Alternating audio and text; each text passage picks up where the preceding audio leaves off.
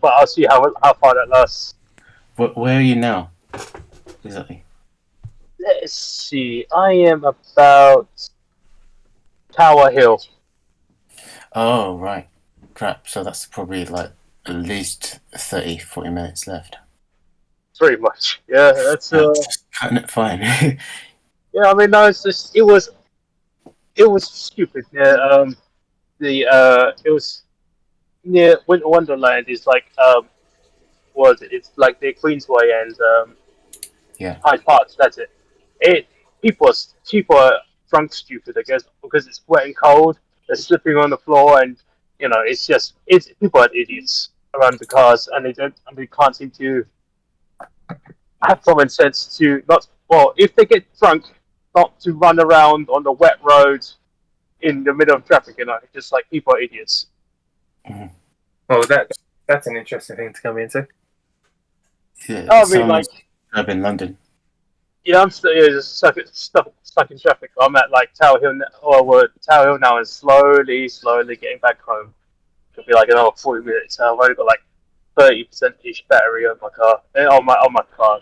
I mean, on my phone. Yes. So we'll see if I settle it out. I will see.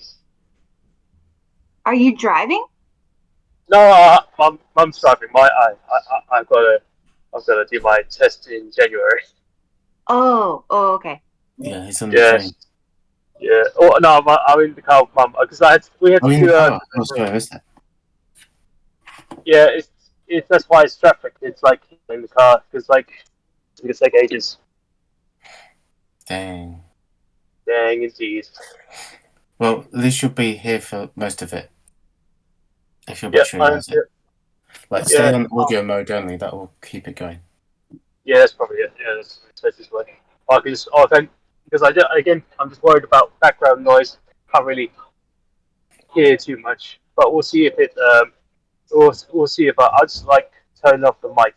And we'll just see how it goes. Turn Nah, on the mic. It Oh, sounds wait. pretty good. I'm not hearing too much background noise. I don't know about anybody else. Yeah, it's Okay, working more. That's good. That's good. That's good. And wait, Rachel just turned on the camera. You finished playing Magic, Rachel? Oh, Rob's finished at least. Oh, yeah, that's proper. Magic the Gathering, his thoughts.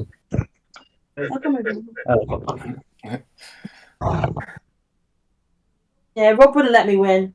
That sounds about right. It came down to basically I was on 5 life when I won, and Rachel was like, "Oh my god, my deck's shit," and I was like, "But you nearly fucking won."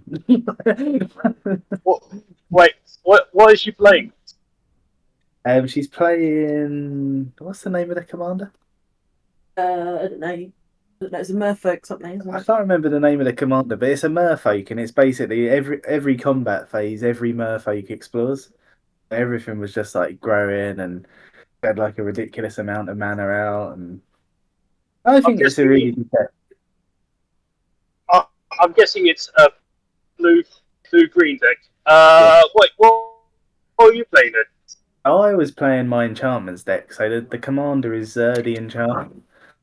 Every time Zer attacks, I can search my library for an enchantment with mana value 3 or less. So it's just like it's mad, man. You can basically it's an enchantment. it's so good. I mean, like, if it's a blue green deck, that's an enchantment deck. I mean, unless she has loads of counter spells, it's always good for the problem. She has loads of counter spells, but she was drawing the ones that weren't very useful. So it was like, like feature counters and like that kind of thing.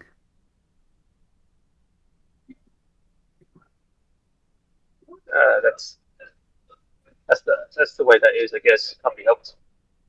Yeah. Is it just Emmanuel and Camilla we're waiting for? What? And Alec?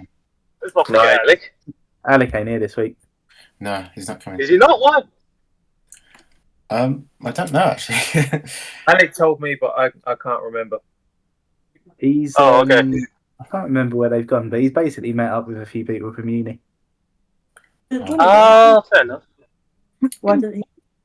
And he's not really into meeting up with people from uni. Fair enough. He's I went ghostbusting busy. I went and played Magic last night with someone from uni, and he's not really into keeping in touch with people. Okay, fair enough. I guess it's a question now of like, I really have to set up the time to play you, Rob, because I still need to give you the booster pack because of like voucher card. Well, voucher cards, yeah, the loyalty cards that you help make. I'll give you They look alright in person.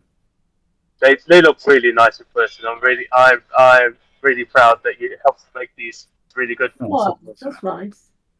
I didn't expect you to get them so quick. So when you sent the photo, I was like, "Oh shit, that's awesome!" Yes. You'll be surprised that because it's such how to say because the amount isn't as much as it seems. Because like one was like, how many cards do you need? 500. Sure. 1,000 then. Oh, okay, that sounds a bit better. And 1,000 is like the lady was hilarious. It was like 1,000 cards. Is that it? I was like, what do you mean is that it? Like 150 yuan. It's like, wait, is how much is that? About less than a tenner? I was like, oh, okay. Yeah, we'll go for it. Oh yeah, sure. I'll send it. I'll do the order really quick for you. This is like I can do this in my spare time. I was like, wow, that's okay. Yeah, okay, done. Okay, oh, awesome. Like, hopefully we can get. Sorry, man, Yeah, hopefully Oh no, I was gonna say hopefully once it's when the store gets open, I can give you a full. I can get you like the first card is yours. I guess. We'll have to like serialize them. Oh, it doesn't have to be serialized. Like it's like you'll know it's yours. I'll sign it. Yeah, that'd be quite nice to be fair. Uh, so, has everyone's? Wait, have they all scored now? Is everyone scored up now? Everyone except Alec has scored now. Ah, okay. I mean, no, he's not on this week, so that's fine. It's like you'll give him time.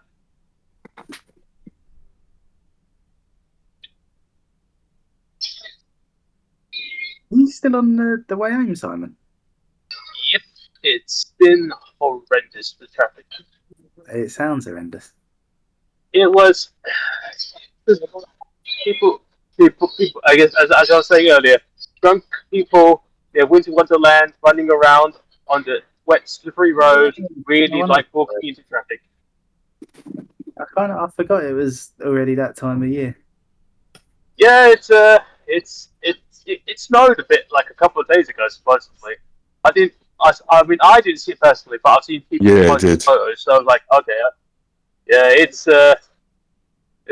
so like I don't know. It said by like early December it's gonna snow about 15 centimeters. I was like, okay, we'll see how it goes. It might hit London. It might not hit London. We'll see how it goes. Yeah, we haven't got anything down here. Like it's been a bit frosty, but that's all. Good. The snow can stay away. I wouldn't mind a bit of snow. Actually, it was weird. So, like, we haven't had any snow, but because it's been so cold, I put the rubbish out yesterday, and the bin bag had frozen. It was like really hard and grip. Nice and crispy. Nice. I've been talking about. Oh, no. So I've been wearing 3 hoodies every day this whole week. Well, I mean, you weren't in the freezer section as well, right? Nah. No, it's warmer in work than it is outside. That's just okay. I didn't expect that. And the temperature is usually between 1 and 5 degrees. But when I'm at work, I feel like just having a t-shirt. But when I'm outside, I need 3 hoodies. Yeah, I mean, also, I would say it's definitely drier inside, seeing how like that it's a cold breeze that is outside right now. It's just like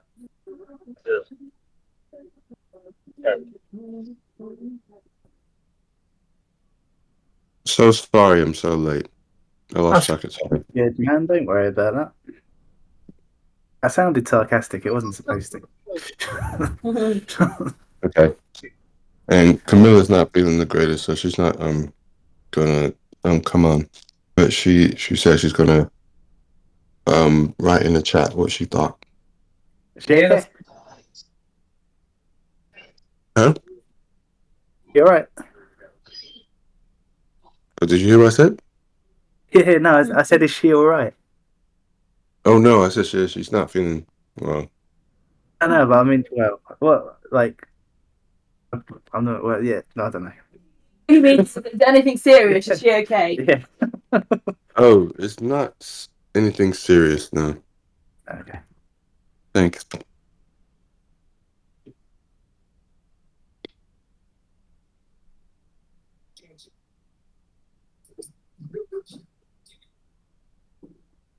So, are we starting? Yeah.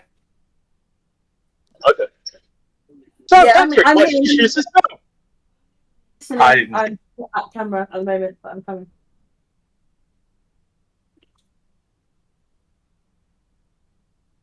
What did you say, Simon? I was going to say, I went, no, why did you choose this film? But it seems like Rachel isn't ready yet.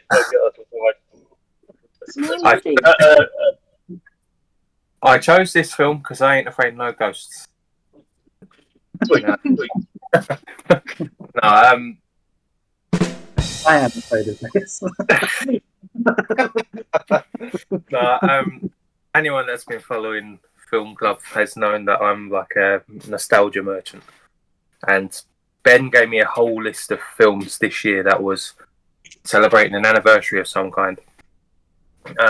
Initially, I was supposed to be picking 3 of them this year, but things have happened where other picks have sort of taken the forefront of my thinking. But this was probably the best of them.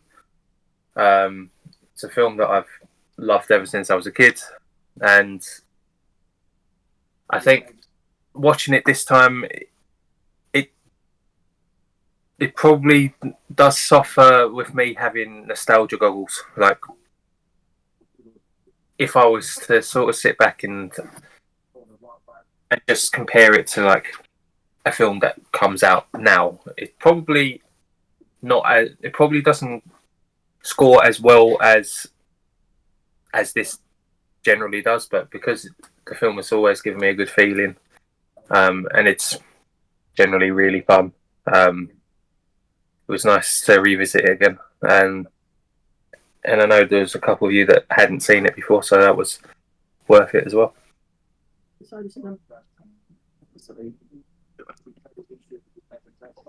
Wait, who hasn't seen it before? I think Emmanuel hadn't seen it before, and Rachel hadn't seen it before. Yeah. Oh, okay. Yeah. And I mean, I guess. I was going to ask if anyone saw the cartoon as well. Oh yeah, I saw that. Especially Ghostbusters or was it Ghostbusters Evolution? Was that the name? Or was that was it. Oh, the new Ghostbusters, was that its name? I can't remember. I think it was called the new Ghostbusters. Yeah. Either way, yeah, that's the show was great. You know what? I think I might. I don't know. I've got a bit of. I don't know if I've got a false memory of the cartoon, because when we were watching the film, I kept going, "Didn't that happen in the cartoon?" But I don't know. Maybe it happened twice. Yeah. It happened again. That's the thing. I think it was like we had such a good childhood growing up because we had the Ghostbusters cartoon series. We had the Men in Black series as well, by the same people who did the Ghostbusters series, and we had the Godzilla series, which was also by the same company. I think I should do it. And they're all kind of merged into one. But they're all great. I just love them all. Maybe they won't hold up now, but I just love that there was like animated tie-ins for the 90s kids that we were. I kind of solidified the iconography of this series and all the others around it. But obviously Ghostbusters is one of the first and one of the oldest to do it. So that's one of my reasons why I think it's always been there. It's never been an absolute favorite to me, but I've always loved and admired it. Because I think one bit of context is that my dad, before I was born, told me about the legend of like when he was working Warner Bros. In his first couple of years, is that they did Gremlins and Ghostbusters back to back at Warner Bros. Because Warner Bros. Were distributing kind of like all Sony Columbia's back catalogue at that period of time. So in 1984, you had Gremlins, and the next week you'd had Ghostbusters, and you could do a double bill back to back, and it was like pretty iconic time. So yeah, that's kind of it had this legacy of like just 1984 was just such a penultimous year. Is that the word? How you say it? Tumultuous? No. Something like a year of like great importance. Basically, that's the thesaurus in me speaking. But yeah, that is just it had this like legendary kind of like thing is that everyone knew Ghostbusters, know who it was, even if you hadn't seen it, you kind of knew roughly who the characters were or at least the actors. And it just had this like it was one of the first films to do comedy and fantasy and get it in this sort of like one big package. It was like it was either one or the other, and this is kind of like blended the both genres quite well. And yeah, that kind of like set the bar and set the tone of like films and franchises from decades to come. For better or worse, some did it as well, some definitely did not. But I think the key was just like the cast and the writing and just like the lightning in the bottle. I think Ghostbusters mostly did, but as Pat says, it has like nostalgia to it that maybe might cloud some of our judgment, and some of the stuff in it might be either dated or kind of like, oh, it's kind of like you can see the seams a bit, and there's like a lot of things that you can tell are kind of improv that stuck, and that's kind of like one of the good and bad things about it is that so much of it was done improv, and some of it kind of was on the straight up script, but the script I feel was great, and it just kind of like because of the improv and it kind of needed a few more rewrites down, fine tunes to kind of like it, make it really like I don't know Spielberg level excellent. But it's still great because of the talent that was involved making this film, which I'll speak more about later. But yeah, I do really like this film a lot, and that's still the more I see it, the more I appreciate a lot of things about it. And some things don't quite gel with me. Some things aren't as funny as I remember. Or then some other bits surprise me and it's like, oh, actually, that's really smart and clever. So it's a bit of it's up and down. But I don't think my love for this film will ever die. Really, it's still a great one. When we were watching it, I was kind of thinking it's a bit like an all-star cast from Film Club because you got like Sigourney Weaver, Rick Moranis, Bill Murray, Dan Aykroyd. But yeah, I don't know. I always remember, right? So years ago, I read this story about when they were writing it, and so it was Dan Aykroyd. He was like mainly writing the screenplay on his own, but he was kind of like. It's an ampersand and with Ivan Reitman, which means they wrote it together but at different times. Yeah. Apparently Ivan Reitman was getting like really annoyed at how long Dan Aykroyd was taking to write the script, and he kept like phoning him and being like, "Have you got it ready yet? Have you got it ready yet?" And Dan Aykroyd kept being like, "Will you leave me alone? It's ready when it's ready," kind of thing. And he got so annoyed with Ivan Reitman checking on him that apparently he just got really drunk one night, wrote most of it so that he could get a first draft together, and then he went round his house and chucked it over his back gate. That's just nice. Was that? That doesn't sound like you. I can imagine Rob just doing it as like, yeah, I'm going to do it. I'm going to do it great. I'm going to do it right. I'm going to do it at the last minute and throw it over the fence. I've always liked that. Oh, sorry, Pat. I was just going to say, for context for the rest of the group, we were talking about the three main characters sort of being me, Rob, and Ben in some way.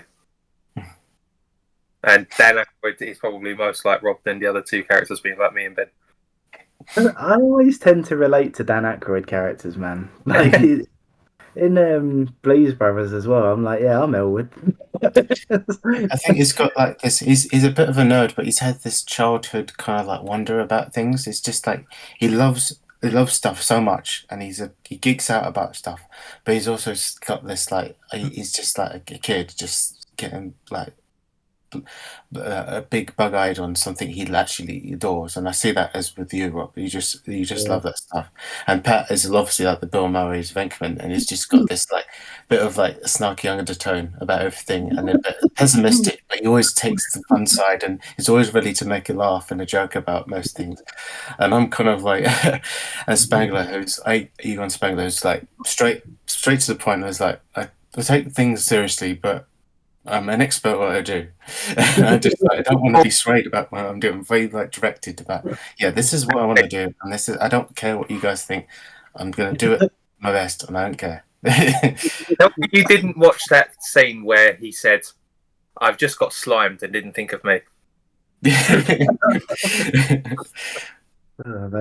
one that really made me think of me is when they're looking at The Office.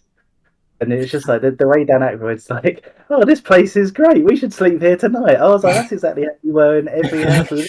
Like, no, this isn't very good. But we end up being like, oh, actually, fuck it. Let's just let him do what he wants. We hate it, but we'll just keep it. We'll just put up with it. We don't really care.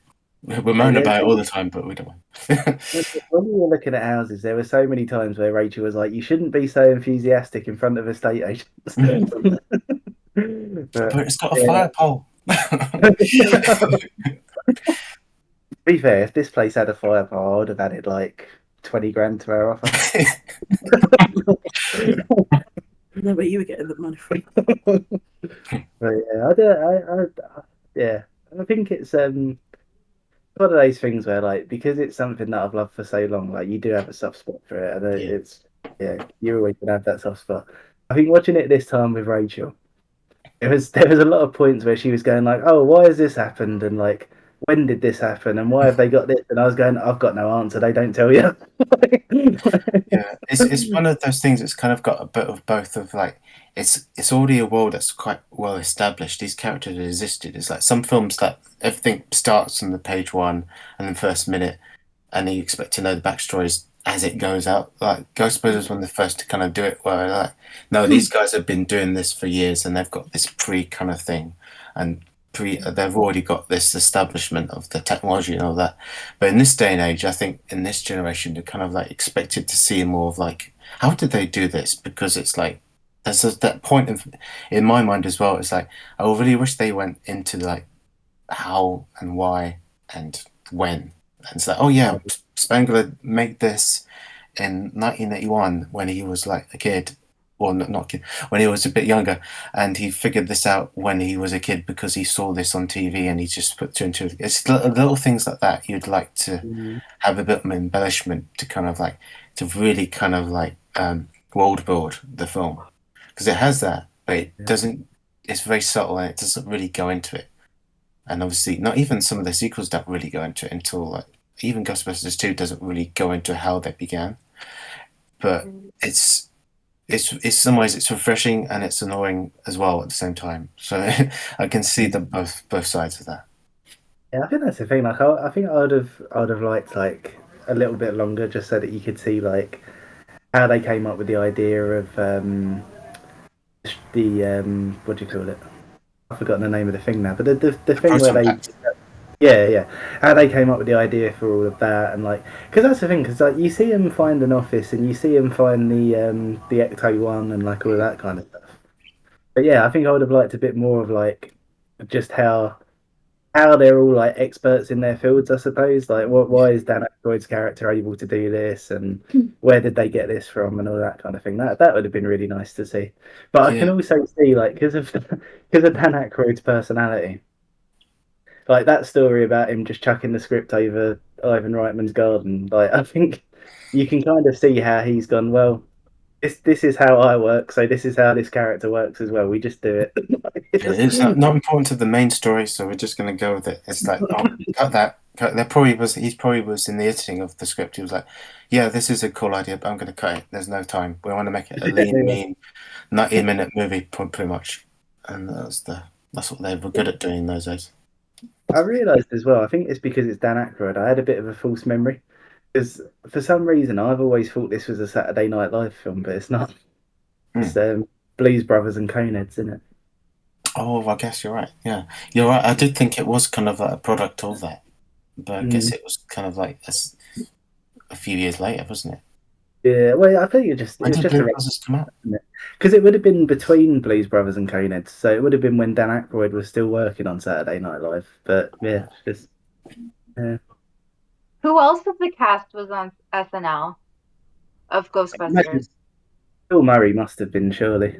He was That's a guest. I think Yeah. Rick Moranis maybe. Oh yeah, he definitely was. Yeah, because he was. Yeah. I can't remember what it was now, but there's a famous sketch with him in from Saturday Night Live. Yeah. Mm. There's a Yeah, new no, movie that's come out lately that's all about that, so I wanted to check that out. that was the surprise film at London Film Festival, but apparently it went down really badly. Oh, Yeah. well, I'll check it out on TV when it comes on. The So, thing is, though, like I don't know if it went down badly because like over here, like we don't really know Saturday Night Live in the same way that America does. So I don't know if it was just like the context was missing for a lot of people. What's the film called? Saturday Night Live, I think, or Saturday. I think literally. Oh, I just remembered what you're talking about now. Yeah, there's a recent movie out about early Okay. SNL, right? Yeah, yeah. Yeah, all based on the true story, allegedly. Yeah. Saturday Night, ain't it? Saturday night's alright. Yeah. I had 3 words to choose from, and I got the 2 that weren't there. It's not out here yet until 31st of January. Oh, cool. Well, let's maybe see it then if we can. It's gone down well in America. Mm. But yeah, I think like in terms of like a London Film Festival, a lot of people that go to that wouldn't have really been exposed too much to Saturday Night Live. Yeah, I think the thing is, like, because it was the surprise film as well, it's like you've got an audience of people who aren't familiar enough with it to know the context of what's going on. Yeah, maybe some of them are either too young or too old or something. Bunch of stiffs. Yeah. You're a bunch of stiffs.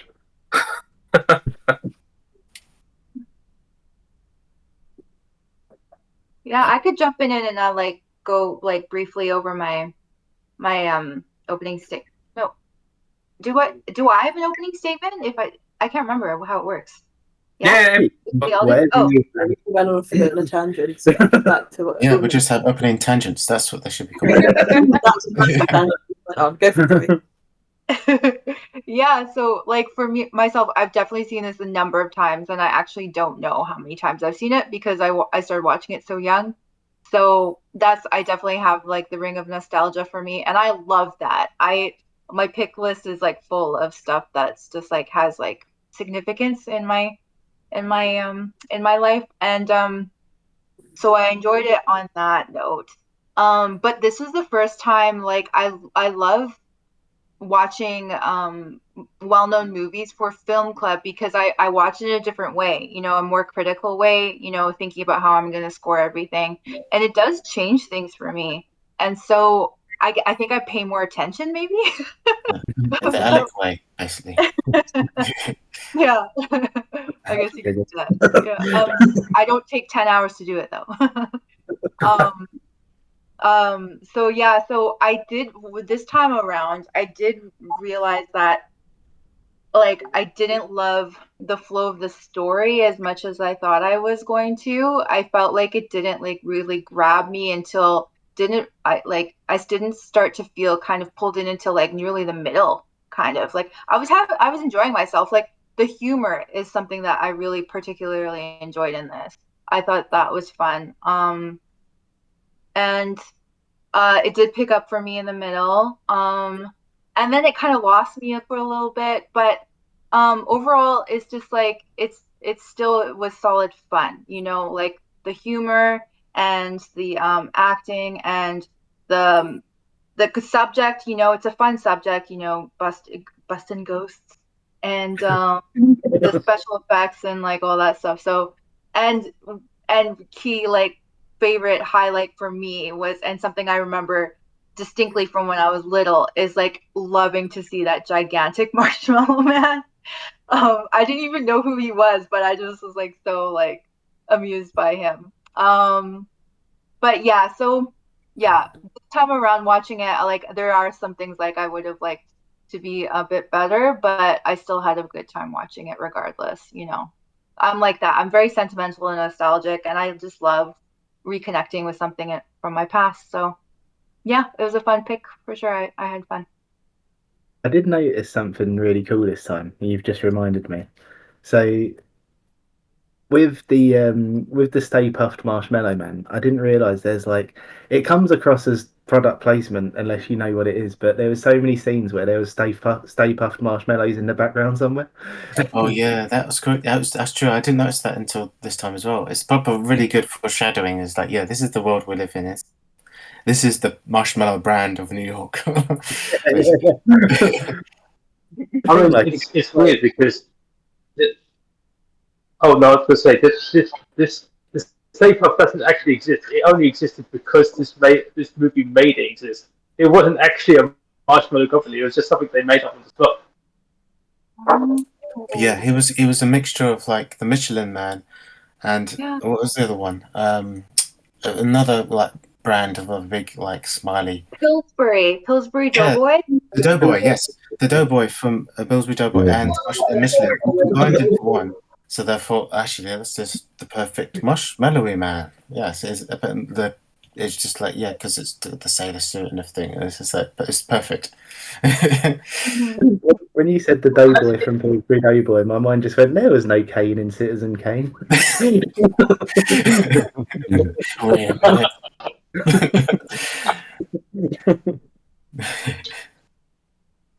Yeah, It's that's an it's an interesting one. Yeah, I noticed some of that stuff. But I missed what Simon said. What did you say this actually became a real thing? Or It's like oh, it wasn't a real thing. Just like because like if you had like or actually saying that I think I've had this conversation with you guys before about product placements in films, but this wasn't a real product. It was just something that they made for this movie. yeah. Even the like billboards and stuff that they had were just made for this movie. So it's like it's something that they saw it went. I guess we could actually make it real. Then afterwards, yeah, okay, might as well make it real. And it's, yeah, it just Oh, as it is, cool. it got popular because of the movie, and like it just repeats itself. Yeah. Cool. That's an impact for you.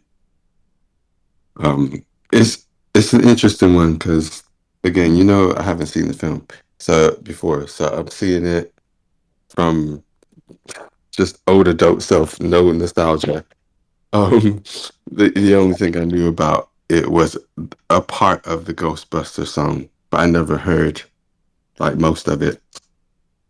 And yeah, unfortunately, even though I was looking forward to it, I was unfortunately disappointed. Um, and again, I know I'm looking at things um from a different point of view. I'm like at a different stage of my life, but yeah, I really didn't get on with a lot of the the male characters. I was just like a lot of not all of them, but Peter and what's the name of the actor who plays the neighbor of is it Rick, Dana? Rick Huh? Moranis. yeah, Rick that's it. Moranis, which I love the actor, but I really dislike this character.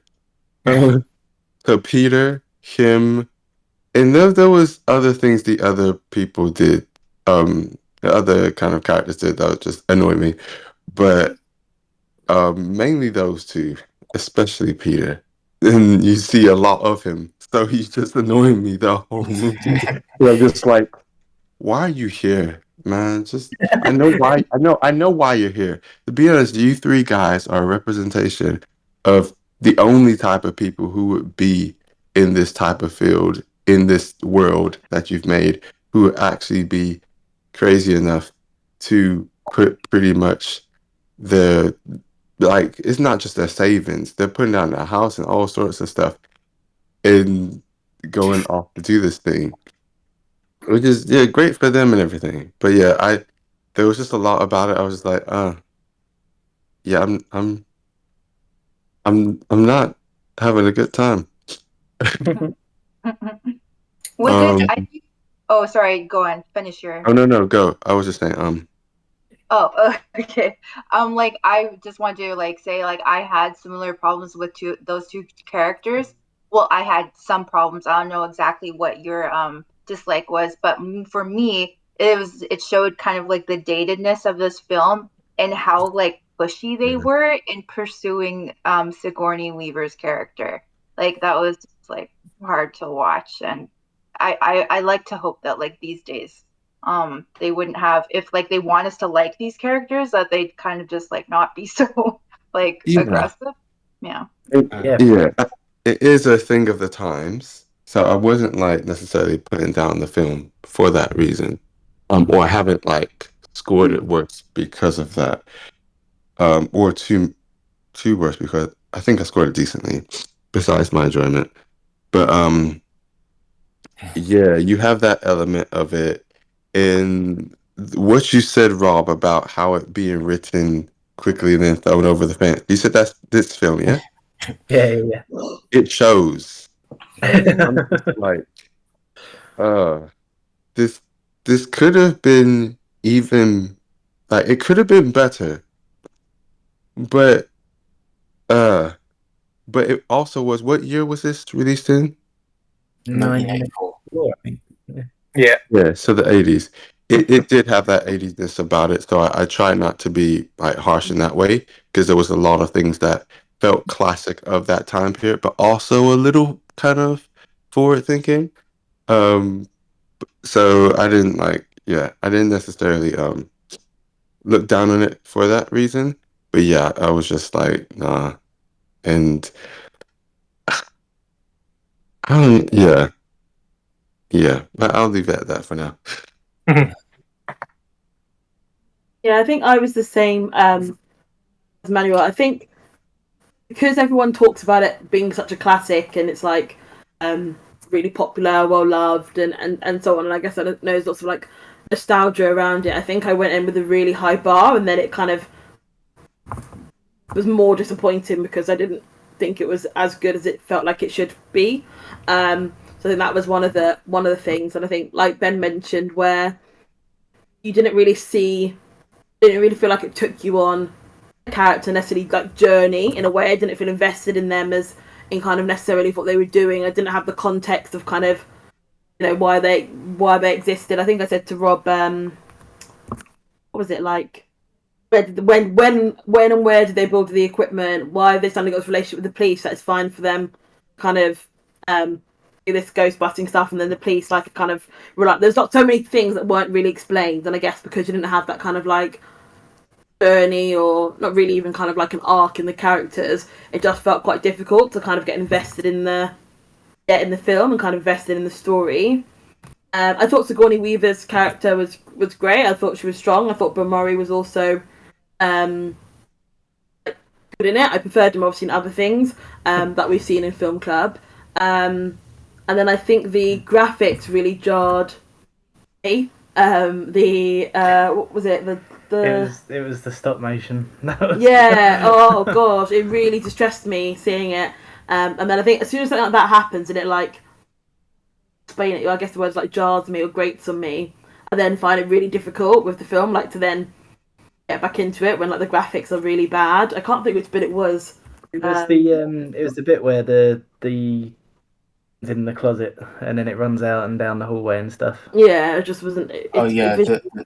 The was it demon dog things? What are they called when they're especially when they're in running? Because every other part they're kind of like they're not stop motion. They're an animatronic, and the animatronics are really really good. It's just the stop motion part isn't. Yeah, that's the thing. That's kind of what made it stand out. I think is because generally speaking, the effects were really good. Yeah. And then there was just like one or two bits where it was like really juttery and like. Yeah, and then it lost me a couple of times. I think I also dozed off. I was really tired that evening. I was dozing off a lot. But yeah, well. But that was something that was funny though, is because like Rachel dozed off for like maybe 5 seconds, and when she woke up, it was the bit where they were just like getting the proton packs and stuff, and she was like, "Oh, I missed how they put them together," and I was like, "No, But yeah, I just think that Prototype packs. I think it was all like they just had, I don't know, everything just kind of existed, and it was just a bit frustrating. I would have liked a bit more, kind of story or kind of build up to that, given it was the first one.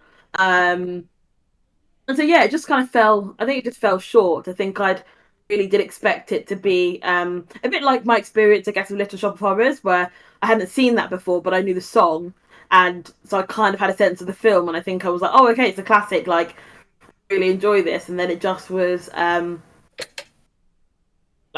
quite honestly disappointing. That feels quite strong. I thought you liked Little Shop of Horrors. No, I did like Little Shop of Horrors, but what I mean is like that lived up to, like, I could see why you're that saying was it's the opposite. good. Like, Yeah, but where okay. I've known the song from it, you kind of know how much it like feels really popular to other people. I think I expected to go in and be like, oh, okay, it's going to be a bit like Little Shop of Horrors, something classic that I've not seen before that I'm really going to enjoy. Yeah, But same.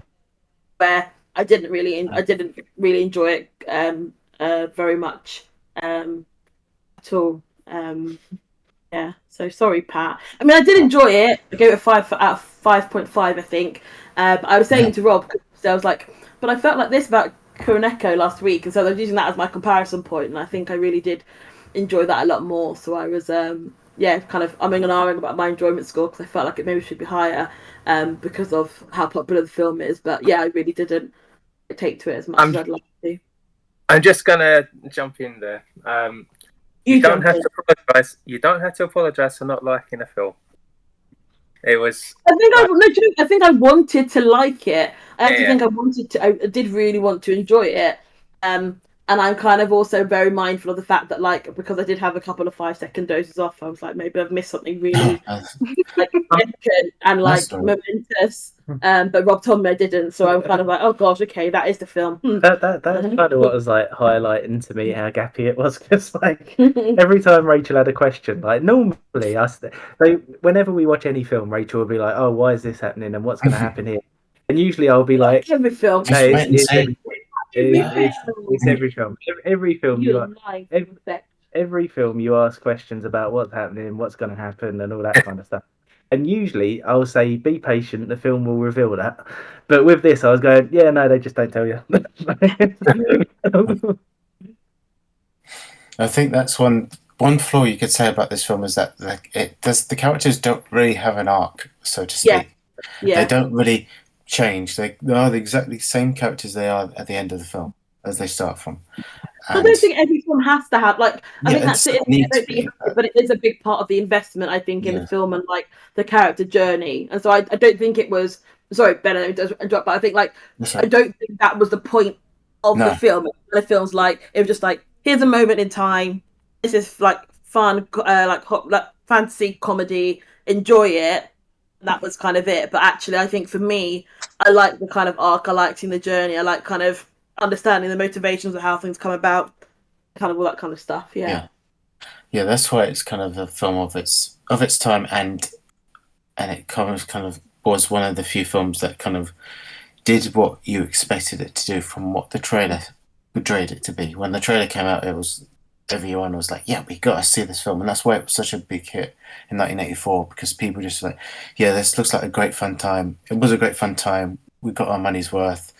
We saw some great comedians from SNL acting their socks off, and it was hilarious, and the visual effects are great. It ticks all those boxes, and I suppose that's exactly what they wanted it to be. And in the sense that you kind of wish it had a bit more to it, but I suppose that's the depth, and that was the kind of like what the creators, the director, what the writers, and everyone involved wanted to set them out to be like, yeah, Ghostbusters, comedy of the summer. Everyone's gonna love it, kind of thing, and it, it's stood up for being like a kind of like this incredible moment of 1984, one of the highlights of that year, and that's kind of why it stood the test of time, because you could see these comedy legends just showcasing what they were great at, and it's just a great visual effects masterclass, give or take a few scenes, but I think that's kind of the thing. If you're expecting it to be something else, like maybe if Emmanuel or you weren't like 100% sure what kind of film you were going to see. You're going to expect, oh, is it going to be like an ET type film where it's going to have this grand adventure kind of like emotional pathos to it or something? And it doesn't have that, but it's just there for the fun time. And if you don't really vibe with how the characters are and how the actors are portraying them, it's kind of like going to be like, oh, not my thing. Yeah, But, I do think sometimes though I find that since when you mentioned about like I guess the comedians and like SNL and stuff, I do think that sometimes you get like even I can't think of an example at the moment, but I know there have been films where sometimes you just get comedians together and you kind of feel like it's going to be good because lightning in the bottle kind of thing. Yeah. actually it's not. You can't like just rely on the actors being known funny guys or being able to play funny. Like the script also needs to kind of like, or the story needs to hold its own. And I think you get that occasionally where like I said, kind of a group of kind of comedians or slash actors or whatever, create a film, but the storyline doesn't quite feel strong enough to kind of hold it or sustain it. But there's that reliance on, I guess, their kind of comedic arts to kind of carry it through. But it didn't quite land for me so much this time. And to be fair, I don't actually know them all from SNL. I kind of knew them all from different, maybe other bits and bobs. But I don't know if that was why the storyline wasn't as strong, because they were kind of like, well, this is who we are, and people like it because of that, rather than the kind of story. They'll kind of accept the flaws in the story instead. Yeah, I think for me, and maybe even Rob as well, I don't know them from SNL because we never got in the UK, I don't think, but I just know them of the films of the era and that time, like Blues Brothers and Little Shop of Horrors. And there was this sort of like cross comparison of all of those films, kind of like they were in these classics of that time, and it's like, it's a mark of quality because Bill Murray's in it. It's gonna be good. It's got Rick Moranis is gonna be in it. It's gonna be amazing. So it's kind of like you saw it for them, and I suppose they kind of were like, all these greats coming together, doing something that we hadn't seen before was something everyone wanted to see, I suppose.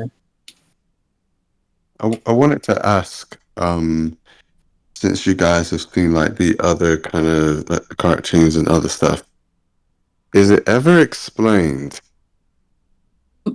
Like this is probably not the lore of the world, and when I mean the lore of the world, I mean one of the things that shocked me is odd, but I was just like, you know what, I can't really take the film too seriously on certain points, but they're in a world where this has happened, this phenomenon.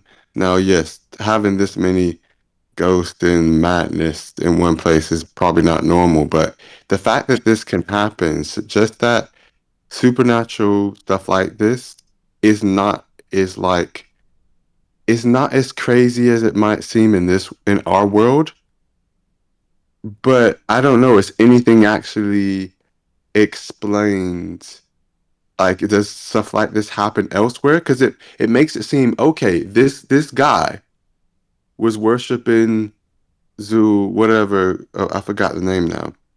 Was worshiping, and he could get enough information to make this amazingly engineered spiritual energy antenna, which is amazing, by the way. But to do that, you had to have had people who did it before and practice in it for you to have these texts, for you to have this knowledge. You don't just get out of anywhere. So is any of that kind of outside of their bubble in the world or history explained? I was going to make a joke, and I was going to say, if the question starts with "Is it explained?" the answer is no. But, but to be fair, there's a tiny line which is easy to miss, and it's when the police and everyone start getting involved. I think it's Dan Aykroyd's character, or it might. I'm not sure actually. One of them says like, "Oh, this is the activity that's happening in the city. This is the normal amount of activity." So I think you can kind of interpret that as there being as a level of ghost activity being normal. Yeah, but like I meant like more so because I got that, but more so in the like outside of this movie and whether it be other movies or like cartoons or whatever it is it ever explained like the lore outside of this movie in terms of what the world, like what other stuff kind of happens in the world, et cetera, et cetera? Kind of. Sort of.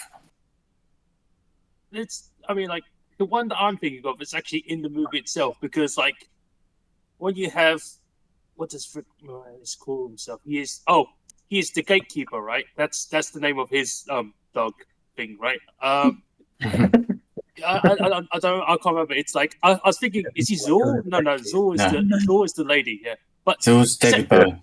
Yeah, Zor is David Bowie. Yes, that's it. But from what I understand, I mean, because he says it himself, he says that he was like, yeah, this is like the third time this has happened essentially, because like, yeah, when Goes, yeah, that's it. Goes is the name of the god, Marshmallow Man.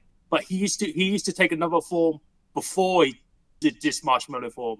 So this is like end of the world stuff, but it's happened at least twice already. So it's kind of like, oh right, yeah. So there's probably some sort of like history. That's why there's books and stuff because it's happened before. I was like, oh right, yeah. So it's like, But there's this like, is sorry, carry on, sorry. go on. What's that? I was gonna. This is the thing that kind of doesn't quite jibe with me. Basically, it makes sense that they're saying all that stuff, but then they get treated by a lot of people as if this has never happened ever in the world. They treat them like a lot of people in our reality would treat someone who's saying all that kind of stuff, as if they talk about it as if, yeah, this isn't a thing. This has never happened before. What are you talking about? You're crazy. Rather than, oh, but what are the chances of that happening? And that sounds more like what they're talking about. It's like he even says one of the Ghostbusters, the one who doesn't really annoy me that much. Is it Dan? No, Egon. He kind of annoys me, but for different reasons. But yeah, the other one who's like fixing the car and wanted to sleep in the building. Though he also, I don't know, he doesn't earn any favors with me, but he's the least annoying for me. But anyway, um, he was saying how, oh yeah, you to the black guy, you've been part of the biggest spiritual da here since 1909 kind of thing. So there's people or characters mentioning things that have happened, but then why is it that everyone else is talking as if this has never happened ever? Like this isn't just a, oh, those things don't happen that much.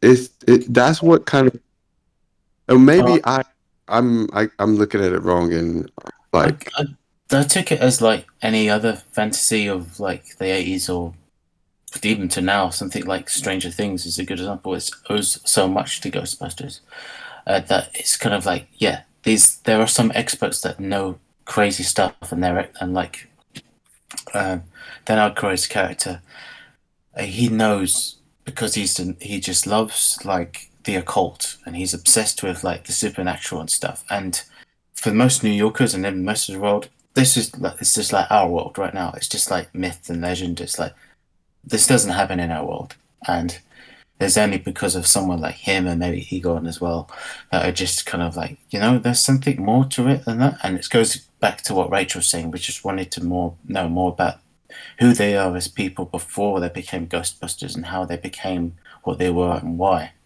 And obviously you get the hints of the stuff that Rob mentions, like this has happened before, but because they're experts and they kind of like, they just know this kind of like stuff that happens behind the scenes. It's a bit like Men in Black. It's like they know all this crazy stuff going on, but for the public eye, it's no one knows about it. They're quite trying to keep it secret and come on the down low. And I suppose it's kind of like, yeah, we're one of the few people here that kind of know what's up and that the ghosts are real and they can come back and haunt people and stuff like that. And it's just like, that's why they exist, because they're here because no one else is doing this job, but they find it interesting. And like in Ghostbusters 2, Ray has got this cult bookstore that it's basically a shop that he has all the supernatural trinkets and mumbo jumbo stuff that he can resell, and people could go to him for knowledge as a library and stuff as well.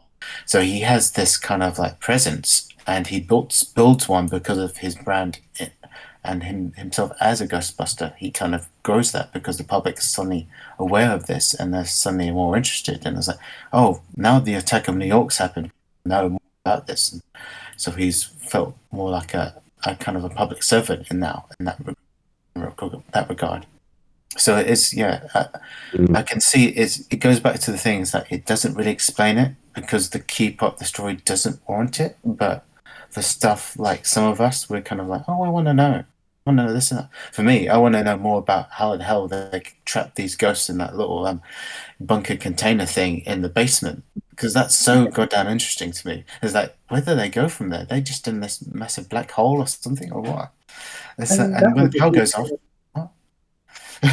Big thing for me, because you know the bit where they're like, "Oh, we're going to charge you to store the ghosts and that kind of thing," and Yeah. and the guy who owns the hotel is like, "Oh, I'm not paying that," so they threaten to release it again.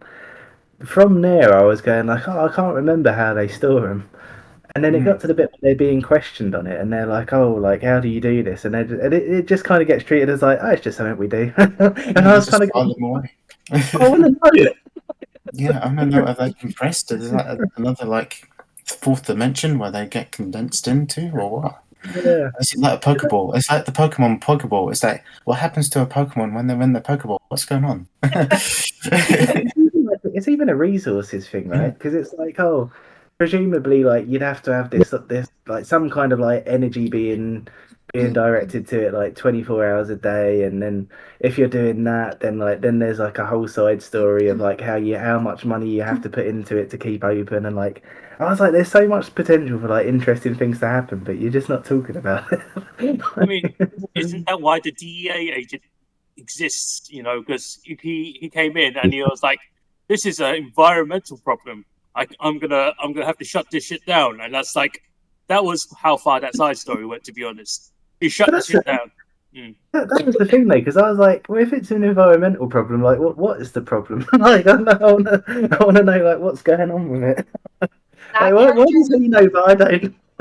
That character is by far the most frustrating guy. Like, he was just so ridiculous. He was my least favorite character. Like, I get like antagonists, you're not supposed to like them, but it's just like, don't make them like so like frustrating and like illogical and just like irrational and stupid.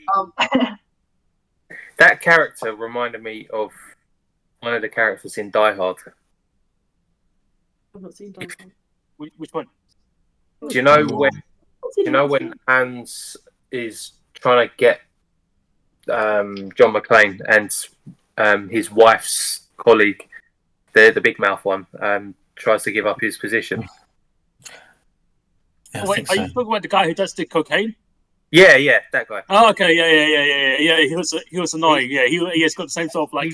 He just really reminds me of him, but in a different way.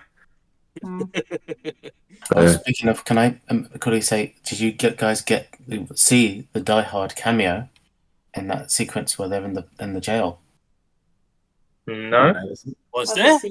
Yeah, there was a cameo of that. I forget his bloody name, but the cop who's like from the the second leading character. The cop, he's basically playing the same character basically again. He's the policeman that lets them out. Really? Was he? Oh, he plays a cop in everything because I recognize him from this like '90s sitcom. I'm pretty sure I'm thinking of the right guy. Family Matters. Like, you know, Steve Urkel? I've heard of that. I've heard of it. Yeah, I think it is him actually. I'm pretty sure he's the dad in that family, and I'm pretty sure he's a cop in that show too. If I'm like, maybe I'm just like blending all his roles together, but anyway, I recognized him. Yeah. But I want to quickly answer like Emmanuel, like your questions that you had about like what kind of reality did they live in, and like you figured maybe there's some inconsistencies.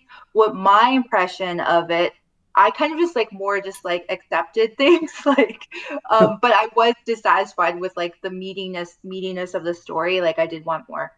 But how I satisfied myself was like the like dawn of Ghostbusters and their like gelling of like their processes and success with like their equipment and forming Ghostbusters kind of like coincided with this weird event that was happening, or maybe they kind of accelerated that. How that building was built a long time ago and it was made to like this by this guy who wanted to literally end like humanity, right? So it's just like, I actually don't know. That's the question I have now. Is this like, is it a chicken and egg thing? Like, because they had started to contribute to the big event where like all the ghosts were released at once, right? And that kind of like Yeah. forwarded the process of like the Armageddon, maybe. Yeah. And so like I think maybe it was just like what we were seeing at that time was like, yeah, they had some existing like low level paranormal stuff that some people knew about. It wasn't a very big problem until Ghostbusters forming and collecting them all, and then maybe they were just feeding off of each other and created something really epic and like unusual. Yeah, that's what I figure. I think so. My kind of thing, and maybe because I don't know, I've just seen a lot of supernatural stuff, and there's a lot of different things that do it in a much better way. And like, obviously, so there's many ways to have it. You have things like where, like Ben was saying, oh, it's more of a secret side. Most of the time, yeah, it's more of a secret side of the world that people were actively keeping from their kind of gaze. Or you have things like Supernatural, and there's much older examples besides Supernatural, where you just have lots of people who actually they've been in this for many years. They've had families and friends, the societies, whole kind of supernatural hunting societies that deal with these things. So for most people, they are myth and legends because most people go, a lot of people can go their whole life without actually experiencing any of it, or maybe just something that's slightly off. So it's not really a thing. But I think you have a mix of maybe that's the world they live in, maybe. But these guys, none of these guys, I'm sorry, Ben, know what they're talking about or know what they're doing at all. They are, and it's more for comedic purposes. I get that. So that's why I'm not like beating it down for this. But it's like you just get these three guys who are just haphazardly stumbling into this. Like the ESP guy, E- I say ESP. So Peter, he just wants to pick up women. He could care less about whatever power. Like the only thing his degrees serve him is trying to pick up women. As far as I'm concerned, like he does nothing else. Yeah, 100%. That's why he's there. Yeah, that's actually his character. Yeah. He was also like more of like an entrepreneur and like a money maker guy too, right? That was part of his motivation too. But that this gave him the push to do that, getting fired because he wasn't pursuing that yet. And then Egon, though he really cares about the science and researching into this stuff, he seems to. It doesn't sound like he knows anyone in that field. And in this type of world, you will have other people who exist, but he unfortunately, I guess, has never come across those people or doesn't really know anyone who actually knows much, or maybe the people he knows don't work in exterminating ghosts or trapping ghosts. So he doesn't know. And then the other guy, he's just really into it. He just want to film it. He doesn't know what he's going to do when he actually sees a real one. He just wants to see a real one for the first time in his life. And it's just like, okay, cool guy. You're okay. It's okay. Well, that's a good point. Is that I think even Spangler, Egon Spangler, they're all amateurs, all of them, and I think that's kind of what that kind of like should have made it more evident that Spangler and Ray Stantz is they love what they do and they're interested and they're obsessed with it, but they don't know anything else apart from what they know in the library. It's just like they're all like nerds they're book smart. They don't know. They're not street smart. They don't know anyone else in the field. They've just been reading and just absorbing it that way. Especially Egon, and he's just like he's obsessed with like the technicality of it all and the how and the why of like what is the reason for this, and I want to find out in the theory and the practice works and stuff like that. And obviously, like you say, Ray is so keen of like I want to see a spectrum in my life. I'm so in love with this stuff. It's so cool, and I just want to do this because I'm just a big kid, and that's what he's all about. But you're right. Maybe there should have been hints about what other if there are any other Ghostbusters out there, or any people that have seen the occult. Maybe they haven't. Maybe there is. Maybe they're one of the first to do it. But it seems weird that obviously this is New York in the 21st century. There wouldn't be. So there should be like an older Ghostbusters, which actually they do mention in one of the sequels. I know Rob doesn't like them, but they do sprinkle all this in what you're hoping to see, because it's like they sprinkle that there were supernatural people going after ghosts in the 19 or even 1800s, I think. And Frozen Empire, they talk about that, about there were these Ghostbusters of the 1800s figuring things out and how. I thought you could. No, sorry, but I just to cut you off. I thought you were going to talk about the Ghostbusters old sitcom TV series where they had the guy. I thought you talk about I thought you talking about the guy with like the gorilla with the hat of the little like propeller. I was like, what? Are you seriously? I don't know if I made that canon to it, but that'd be hilarious if they did. If they did, that would be hilarious. That's another story. Is that the reason they couldn't get the title for Ghostbusters because of that series is already copyrighted, because they made what is it in the 1970s or something, and this series about this detective chimp going after hunting ghosts basically, and obviously the people who wrote and directed Ghostbusters wanted to use Ghostbusters as the title of the film, but they couldn't because of this film. So they're kind of like, oh, what the hell do we do? What are we going to call it? And I forget what happened in that regard, but eventually they managed to sort the lawsuit out and they got the title back. But yeah, that little film in the 70s kind of stopped them from calling it that for a hot minute. But yeah. That's funny. It just to kind of finish that point, to add to what I think Rachel was saying before at one point. If they had, because they talk about, obviously you hear Egon's kind of results of like researching kind of the more historical spiritual side, and then is it Dan? The not Peter, but who? Dan Aykroyd's character, Ray Stantz. Oh, is it Ray? Yeah. Okay, I'm calling him. I'm actually calling him his actual name. Forgive me. But yeah, and then him with the building architecture and like finding out this kind of stuff. It would have helped if they kind of gave a little hint in different kind of pointers to how they actually went about making this, or why they went about making the equipment in this way. For example, it could have been as simple as, oh yeah, the old kind of Ghostbusters or whatever kind of hunters, they used to do the most of the time the old kind of like um salt circles and this and all this kind of stuff. But there was some people after that there's some cool experiment, like when electricity was new, but they they couldn't do enough to really do it properly, but maybe we could make it happen. And then they make it happen, and something as simple as that tells you, okay, this establishes that this thing is an actual thing. Now, maybe normal people aren't really as involved in it or know as much, but it does exist. And the reason they're going along this really dangerous electroplasma electricity route is because there was some kind of slightly successful experiment in a time maybe it wasn't, they didn't have enough of that funding, or maybe they heard from someone else in the community who's done some other stuff in a different country, and they're like, we can do this. And then Egon's just like, yeah, I got someone to send me over some papers and some like mock-ups and things, like it's not truly proven, but we can make it work.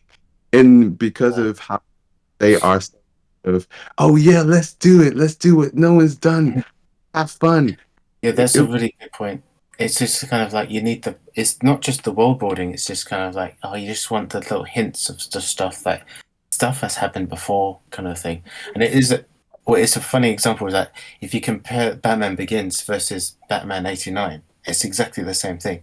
Like Batman '89, Michael Keaton, it just starts like Ghostbusters. Batman's got all his gadgets, everything's there, everything you know expect for Batman is all existing, and this is the first like year of Batman being Batman, and he's doing his thing. But in Batman Begins, it explains how he gets all his tech. It's like he knows it from this is military stuff that was rejected and stuff, and he knows Lucius Fox, and he gets all the things behind that, and he gets inspired by doing this from what he finds in the field, and all the stuff from previous people that have used it in the past, and he was like, I can use this and I can build it and make it better. It's more like that explain the mythology versus kind of like the mythology already existing.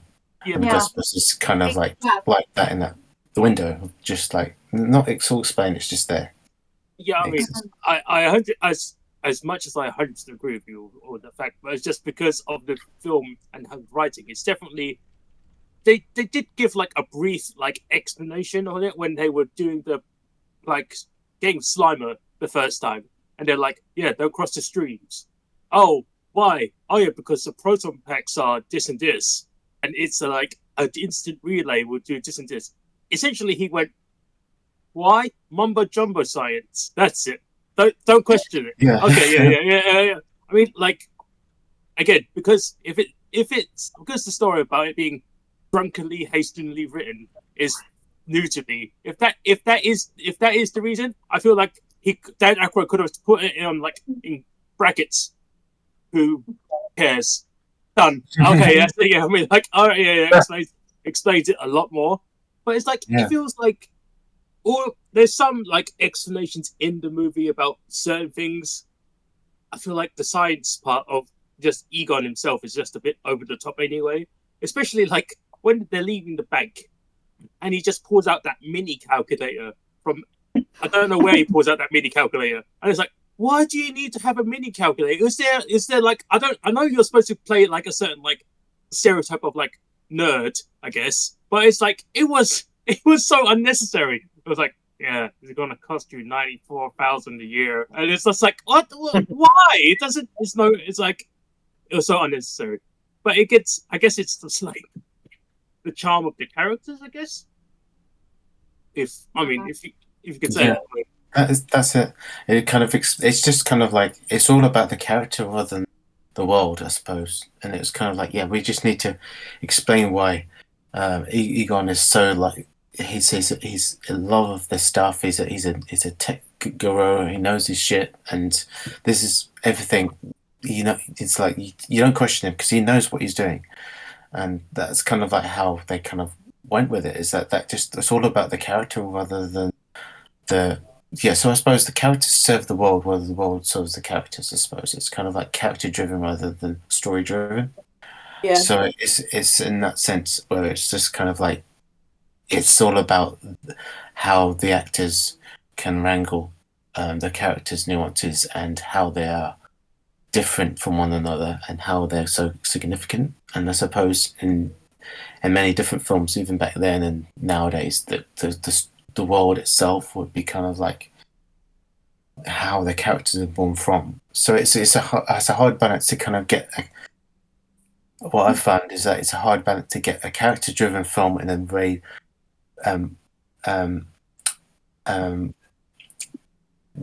very kind of like definitively written world. It's very a world with all the world building in it. I keep saying world a lot. Sorry. It's to pair that with characters that are so nuanced as well is quite difficult. So sometimes you get like it's all got the lore and everything, but the characters are bland and they're boring and stuff. So this was on the other direction where the characters are so like over the top and very vivid and distinctive, and there's kind of like it needs to be a bit more happy medium, I think. I loved hearing what Emmanuel like. It was you described it so well, like how you would flesh out the story a bit more, and I completely agree. And I would have loved it to see it like that. Just like yeah, it like I have a hard time because I haven't like studied film and like like I have a hard time like putting into words like what my um how like why something is not really fully working for me. And so like but the way you put that completely made sense. Like I feel like if something is just like with a story and like how I felt like it wasn't really grabbing me right. I feel like maybe part of that was because like things were just kind of like dropped in my lap with like no like lead up and like no like Yeah. so yeah, it had like it lacked like like building up and then like satisfaction of something coming together. Yeah. Yeah. One I'll say two positive things I would say. That it was a shame there wasn't more of this. So two of my favorite moments were the music at the beginning and the music at the end. There was, there was very little like music or obvious music that wasn't more kind of soundscapes and stuff throughout the film or like distinctive stuff. And I was just like, because when the film starts and I hear the music and I hear the theremin. What's theremin, right? Yeah, that's right. The theremin. Yeah. And I was like, nice. I'm probably in for a treat.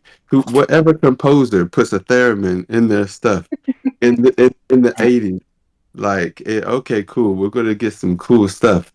And knowing the kind of Ghostbuster song, I was like, yes, it's gonna Loved be great. Star Trek, didn't you? It, huh? You must have loved Star Trek. I liked Into Darkness. I've barely watched. Yeah, but like, no, sorry, because the theremin is literally just like the opening sequence is pretty much 90% theremin, Oh, yeah, from what I yeah. remember. I find it cool when it's put into stuff. But yeah, I and then you don't really get anything like that properly. And then you hear the song at the end. And I'm just like, oh, that's it. And then I heard more of the lyrics. And I was like, ah, I don't like all of the lyrics, but I Bustin', bustin', bustin'. that's different. So, but I was like, oh, okay. But yeah, I know what you mean. It's Boy. interesting because the soundtrack is good, but it isn't kind of like in your face, and it isn't really very showy or big or bombastic in a lot of ways. Even though it was Elmer Bernstein, he did Magnificent Seven of all films. He's an old school composer, and he's like an expert legend of his field. It's one of the last couple of films he did was this. But yeah, it's kind of like they don't really use the score enough, apart from the opening sequence. And obviously the main song comes in and out throughout, but those two things kind of like, yeah, you think they kind of like really hammer into it a bit more, but they kind of don't, and it's very subtle and it's very like not much to it, I suppose, for better or worse. Yeah, and I thought, and maybe this is just me, but I thought it might have helped it be even better if music, not in as much of a way, but kind of like you have music used in certain other films. I don't know if it's the Blues Brothers or certain other kind of comedy classics where that you have certain scenes where the music really kind of gets you going and drives the comedy and drives the kind of pace in certain things. And I felt like it could have used some of that. Like it was the perfect type of film to do that kind of thing. And they didn't. And I was just like, oh, they okay. Because I thought that actually would have made some scenes even funnier or some Yeah. bits. Like whether it was diegetic music or non-diegetic, I thought they could have they missed out on something there. Yeah, it doesn't really drive the story, like, and whether or not you love Pee Wee, you can't take away the fact that Pee Wee's Big Adventure is driven by the soundtrack. And that's kind of like why I love it, because the music is so constant throughout and it just drives like the narrative. And some of the best films of all time that we all love, that the soundtracks is like so propulsive all the way through, for like serious films, for comedy films, whether it's in between. But I think that's a key part of it. I would Maybe it definitely. could have been musical. Well, the point is, the point I was gonna say is this: that this is definitely visual comedy. Everything that they do, like all the small things they do, is definitely the points that we focus on. Music-wise, I mean, yeah, apart from the main theme, that was like really punchy and stuff. Everything else is kind of just like it really is background music. I can't remember much of the music. But visual comedy wise, it's like one of those perfect like sort of like slapstick comedies almost. Like first time we see them use the proton packs, they nearly kill like the housekeeper lady, and she's like, "What the hell was that for?" And it was like, "Oh, sorry, we thought you were something else." And it's just like okay. Also, no matter how dated the stop motion and like early levels of CG is, you gotta give like props where they are. Like that first time we see Slimer just like eating stuff and just like dropping out of him, it was quite well made, especially for its time. Obviously, it doesn't hold up now, but like it is okay for what it is. It's all, but again, what I'm saying is this: it's all the little like funny things that I think mostly Bill Murray does. To be honest, it's like where he does the thing where he went in the banquet hall and he has to pull the cloth from the table. Why does he do it? Because he thinks it's funny. I just wanted to try, but like, yeah, it was funny. And I was just like, yeah, that's what you focus on. I feel like music-wise, sometimes I feel like I don't give music as much thought as the other guys. I feel like that's probably a sore point on me. I should definitely listen to the soundtracks more, but like, I can't really. Yeah, there really wasn't the soundtrack in this movie. I can't think of it. I think the main theme. That